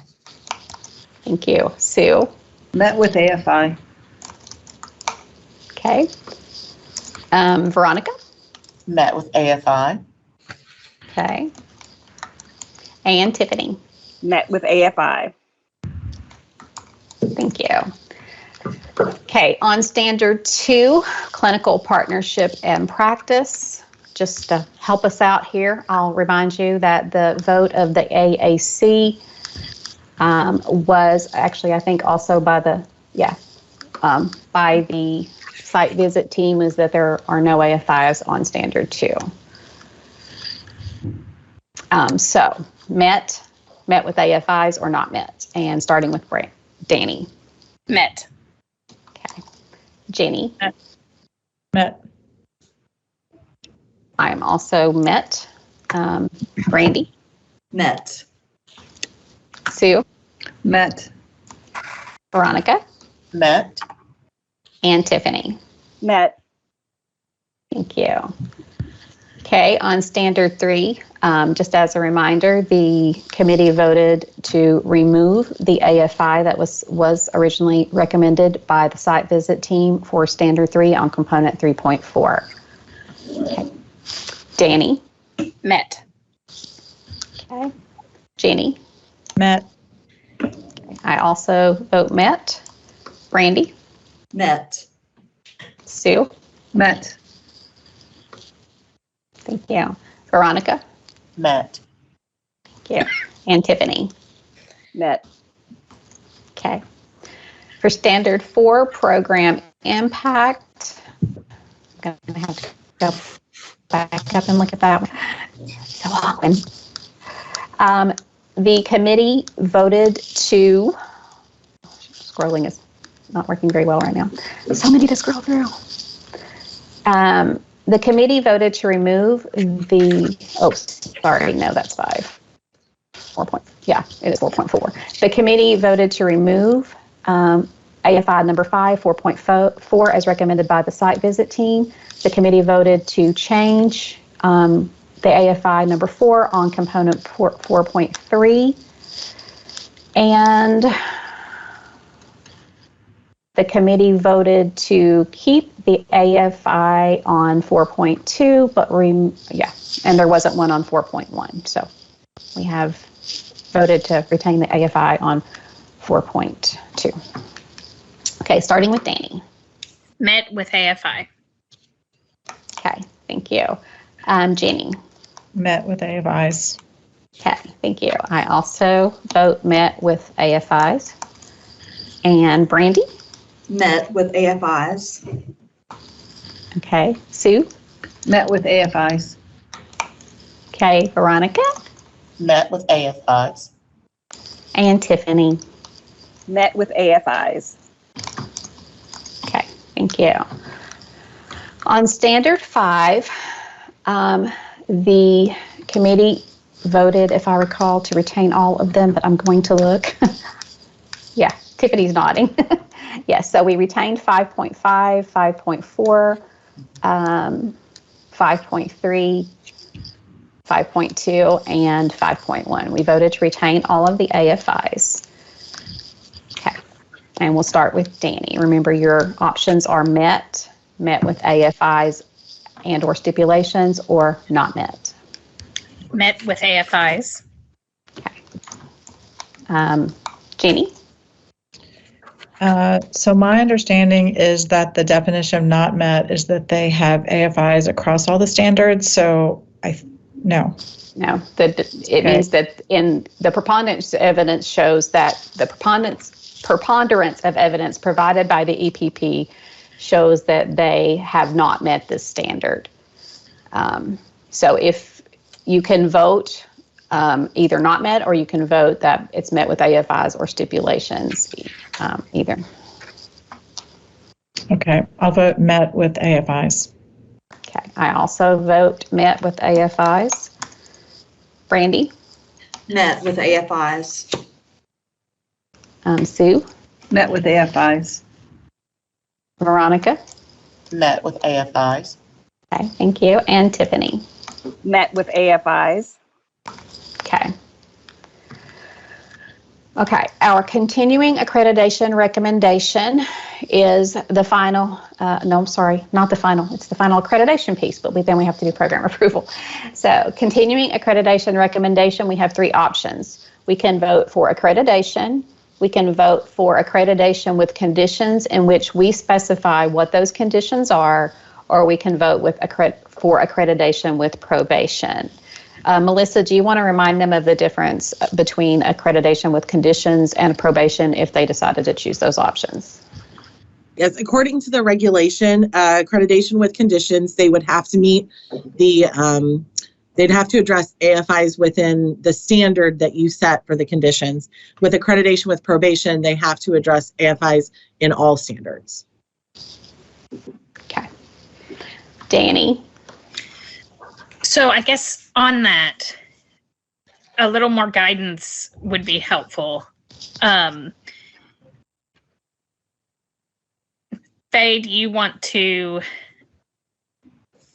kind of indicate the trends you have seen? We've only had a handful that, since in my 2 terms on the board, that have had this many AFIs. And I remember how we voted on one, but if there's any sort of a backstory that you could provide that might be helpful to us before we vote, I would appreciate it. Okay, sure. I think traditionally it has depended on whether or not there are stipulations cited as well as standards not met. I think in the instance where we had an EPP with standards not met, then the vote was accreditation with conditions. I don't think we voted for accreditation for probate. I don't think any of them were severe enough to for this committee to have recommended that in my time on the committee. And Tiffany, you can tell me if I'm wrong about that. No, you're correct. Because in the time that I've been on the committee, I don't think we've had anybody that's had accreditation with probation, even if they had multiple AFIs. Yes, I agree. Yeah, I don't remember a probation, but I didn't know as far as conditional. Yeah, and I think it really just it depends on what you think in terms of the severity of any deficiencies that were reflected at the end of the process. So, does that help, Danny? Yeah, I'll vote last. So you want me to start with Jenny on this one? So there were 10 AFIs, correct? Originally, but some have been removed. But we removed at least 2 of those, I believe. Okay. Yeah. Yeah. Okay. I'm going to vote accreditation with condition on standard 5. Those condition, and I think that's what you're saying, Melissa, is to identify standard. And I feel like that one was across the board, across the standards, having some challenges. And it seemed that some more we can talk about what those conditions are, but it has to do with the actual systematic data gathering. Okay. I'm going to vote for accreditation. Brandy? Accreditation. Sue? Accreditation with conditions of standard 5. Okay, thank you. And Veronica? Accreditation. Tiffany? Accreditation. And now Danny. Accreditation. Okay, the majority has voted for accreditation. Our final vote on this one, I promise, is the program review. The program review committee has reviewed the program review documents for initial and advanced certifications from this institution.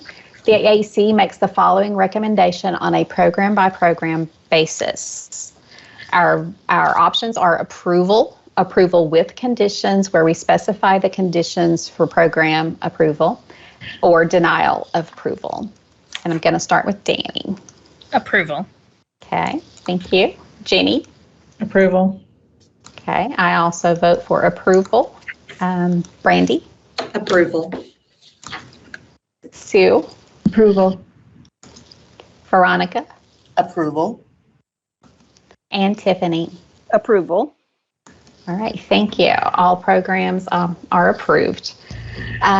Just thank you to the site team lead. I know it's a tremendous amount of work. Also to the institution for putting together all of the information and your responses in a way that we could follow. To all the members of the committee, I know there was a lot to look at and a lot to review in a short time, so I appreciate your work on this.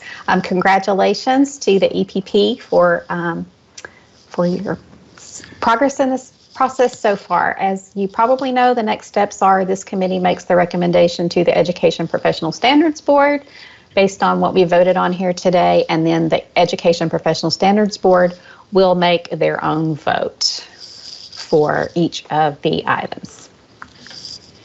All right, thank you all. Thanks, everyone. Thank you so much. Okay, right. Dr. Nelson and Dr. Deaton leave. And then I'm going to contact Pikeville, since now we're only doing a program vote. I'll send you updated vote sheets, but I'm going to ask them if we can meet at, you guys need what, 15 minutes, maybe 1:15 instead? Or do you want me to see if I can move Spaulding and Western up? I personally could use a lunch break. That's what I was thinking, is that would give us, myself, and I know that one was really long. I need to actually drive to campus for the rest of the meeting, so I need 35 minutes. Okay. She knows exactly how many. I'll tell Pikeville that we'll meet with them at 1:15 for their program review. Yeah, I don't think it'll be a problem. Okay. Yeah. And then that's a quick vote. Yep. And then the rest of them, so we have 3 more that'll be 15 minutes. So. Do you promise? Oh my gosh, after today's, I don't know. I don't promise anything. I don't know what I'm doing yet. Wow. So what time are you guys going to reconvene again? I don't know if I can join on the next set. I'm teaching summer school. So I've been there. There were 2 of us, and so she's covering my class, but I was trying to get back because I thought we were going, previously we sort of gone straight through. And so Sure. I was like, then we had the other issues this morning. So been a little bit different. Yeah. So 1:15 Eastern. 12:15. 12:15 if you're with me, Veronica. Yes. Yes. I'm central. I'm trying to think. Okay, I'm not really sure where. I think we're in lunch. I might be able to. And how long will that one be? Do you think? How long? It'll be 45 minutes total because it's For about all 15 3. minutes. Okay. Yeah. I might be able to swing because that's sort of like in the middle of lunch, like restroom time. I might be able to swing from 12:15 to that. So that's a possibility. So I may be there for the first part, but I may miss the last one. All right. Okay. Thank you so much. Thank you. Okay. You also I'm going to do. just put this on. Andrew, did you put our pause thing up? Melissa, do you have anything you want to say before we jump into it? No, I know. I just told Faye that Western Kentucky University, you guys had a question about their MSc program, and that is being reviewed, and we should have some updated paperwork before you have to vote on it. So we'll get that. Otherwise, I hope everybody had a good lunch, made it through that morning. Thank you, Melissa. Okay, we are starting with the University of Pikeville. As Melissa indicated to us this morning, we will only be voting on program review since the University of Pikeville did a joint national and state accreditation. They are under the new regulation and we do not have to vote for their accreditation. So we will only be voting on the program review. So I just have to find my vote sheet now. Too many things open. Hey, I'm on a meeting, so I'm.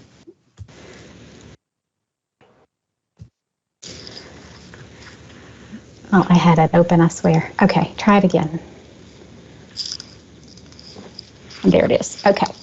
So we are voting on continuing program approval recommendation for the University of Pikeville. They have both initial and advanced programs. The Program Review Committee has reviewed the program review documents for initial and advanced certification programs for this institution.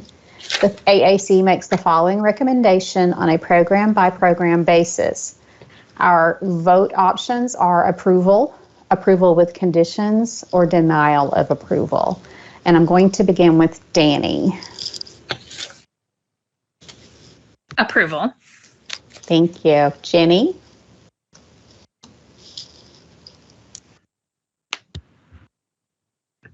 Approval. Thank you. I also vote for approval. Brandy? Approval.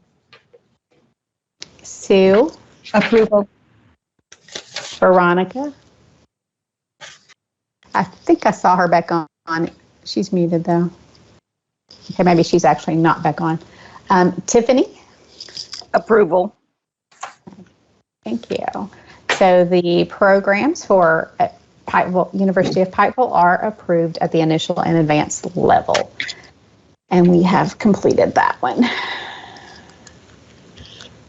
Were we going to move straight into Spaulding at this point? I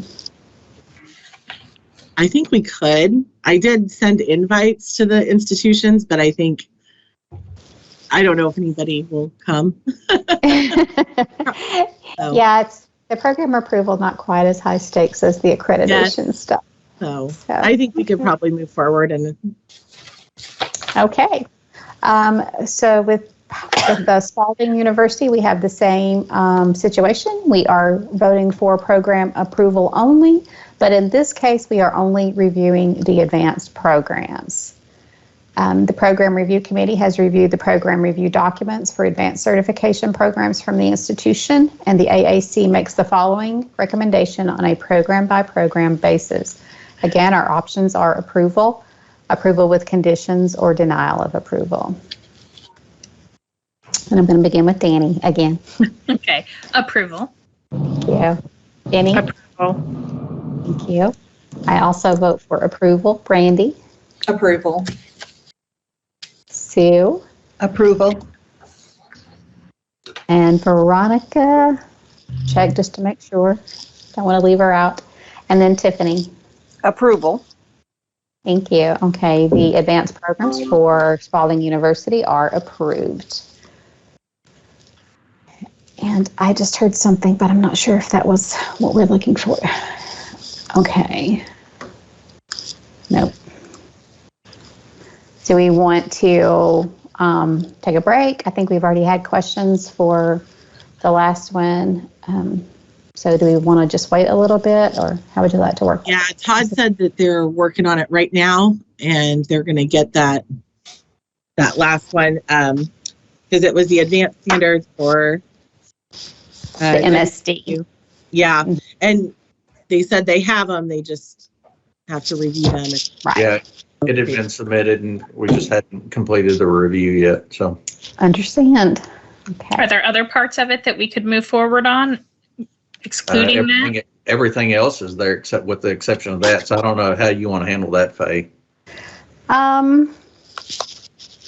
Well, it's on a program by program basis. I guess we could go ahead and vote on the other ones and just hold off on that one, and we can specify that before we vote, I suppose. if you would like to do that. We still have the same vote sheet for Western, right? Not a new one for them, right? Yeah, that one didn't change. Okay. I just have to find it now. Take your time while we get the program reviewed. They all look alike. Not surprisingly. I found it.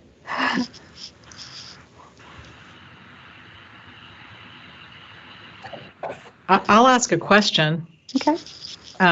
We're looking at the WKU, right? Yes. So on the program review update, the language underneath each of the things in green varies. I just wasn't sure, for example, the first one, the elementary math specialist, says EPSB program requirements, but the ESL says for an endorsement program, but they're both endorsement. Oh, I see. That's undergraduate English as a second language. Okay, I think I understand it. So for the undergraduate English as a second language endorsement, it meets the requirements, but it's not an actual program because it's undergraduate. I'm just confused by the language. It's just for my own information, it's not about the vote. Yeah, and I'm going to have to defer to EPSB staff on that one. I did not think we really had the option of adding an endorsement at the initial level. So, and I think these are all advanced programs. I'm pretty sure that's an add-on only cert. It's still considered, I guess, an advanced program. So you cannot hold an endorsement without initial certification. But there's nothing, and so what we've moved to is allowing that simultaneous earning that ESL, TESOL, whatever, I think at Western's TESOL, simultaneously, with the understanding that one, it has to meet the undergraduate requirements, but then also the other piece is that the certification cannot be awarded until the initial certification has been issued. So it was more of a timing issue, I guess, as far as how it was processed. And so, if they complete successfully the endorsement prior to the initial certification, it cannot be awarded until that initial certification has been completed and recommended. So that's how that's working moving forward as far as an endorsement at the undergraduate level. Okay, that's helpful. Did that answer your question? Yes. Yes. And Todd and I have had the same conversation about our programs in University of Louisville. So it's good. So it's good to see proof of existence here and the same answer, Todd. Yeah. I know. We've already approved, I think, at least one of those previously. And so, it just makes sense that I understand that the endorsement is it's not a certification, or it's a certification, but not a program from that perspective. And so you can't hold that until that initial cert has been issued. So it just makes sense to me that, one, it's beneficial for the students, makes them more employable. And so it's something that just makes sense. Well, I'm happy to see it. I have been arguing for that for a couple of years now. All of our border states allow it. So it really is that right? Yes. Yes. It's been working really well. Okay, so I guess we're ready to vote then. I think we're going to, so since it is on a program by program basis, I think what we can say at this point is that we are voting on all of the programs. Oh, sorry, yes, can go I ahead. interrupt? Absolutely. I just saw where Glenn Beatty from Spaulding is in the lobby, and I think there was one other person as well, so I'm not sure. Yeah, I was going to say, should I let these guests in? Yeah, we can. We already voted on, I think. Yeah, we can let them know. Yeah. Hello. Hello. Okay, so we have voted on University of Pikeville and Spaulding already. So good to go. So we just have Western, and we're just momentarily waiting on a final paper from the EPSB. So we moved ahead. We're being efficient this afternoon. Okay, would you like to go ahead then, and we can just make the recommendation that we are voting on, since it is on a program by program basis for WKU, we can make the recommendation that we are voting on all of the advanced certification programs with the exception of. Hey, can I interrupt again? Yes, Sorry, sir. I just got a text. I just got a text from Kim, so it's there. It looks good. So what do we need? Do we need anything in hand right now, or do you want to go ahead and vote as long as we've got how does that work? So if everyone is comfortable with with Todd just telling us that they are in compliance with that program as well, which would make them in compliance with all programs, we can move forward. And I see head nodding. Awesome. Okay. And we'll get that updated. All right. Thank you, Todd. So now we are voting on the advanced programs for WKU for program approval. The Program Review Committee has reviewed the program review documents for advanced certification programs from this institution. The AAC makes the following recommendation on a program by program basis, and we are voting on all programs for approval, approval with conditions, or denial of approval. Those are your options. And I'm going to begin with Danny again. Approval. Thank you, Danny. Jenny.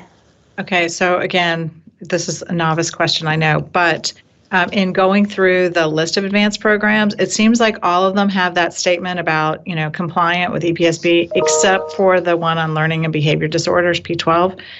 So this votes on all programs. I wasn't sure that means we're also accepting that program, or that's the one that we're adding in later.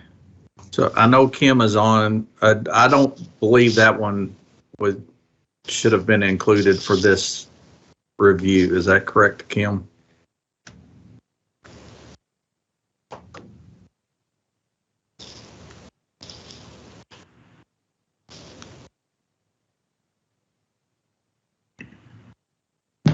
Sorry. Am I unmuted now? Yes. What was the question? I'm sorry. LBD for Western, should that be on the list or not? No, that should not. For approval today. Yeah. They had submitted, so I think it got included accidentally. Yeah. Okay. For the official record, I will take that out of the sheet and put the approval of the MSD on the sheet and send that sheet to you here momentarily. Okay, thank you. Yeah, I asked about the LBD and MSD both this morning, and I thought the LBD we were not voting on. So, all right. Yeah, I missed that, so I apologize. Yeah, no, you're fine. And we were just waiting on the MSD, which we got for that one. So, okay. Thank you for asking that question, though, Jenny. So you are in approval. Yes. Okay, I also vote for approval. And then Brandy.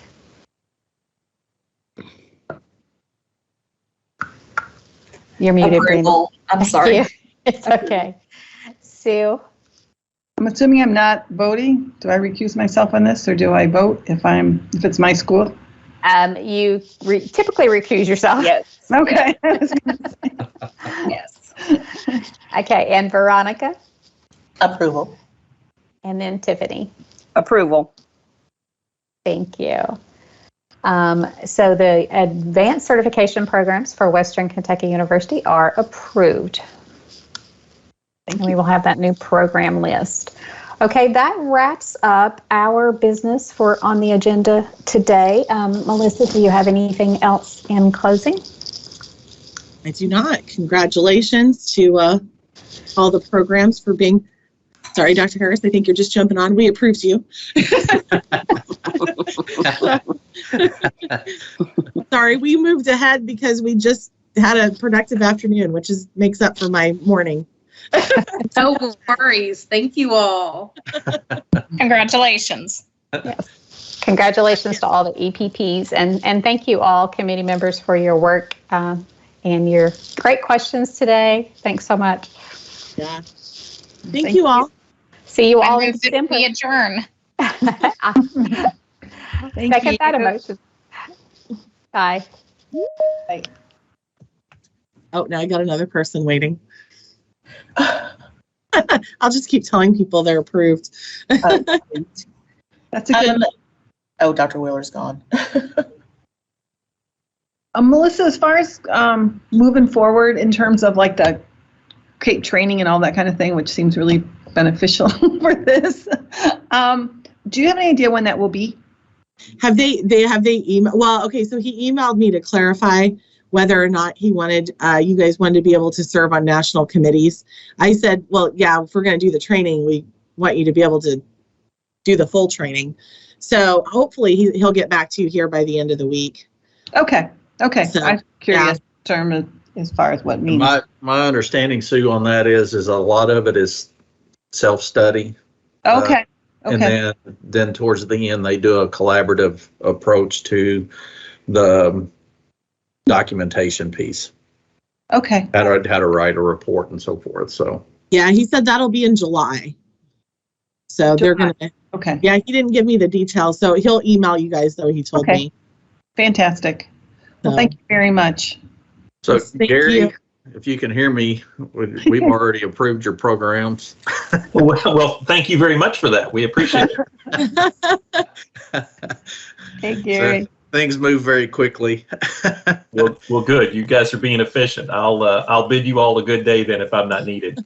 So, I'm going to give you a holler in a minute, Gary, so don't go too far. Okay, sounds good. Talk soon. All right, sounds good. Well, thank you so much. Appreciate it. All right, thank you.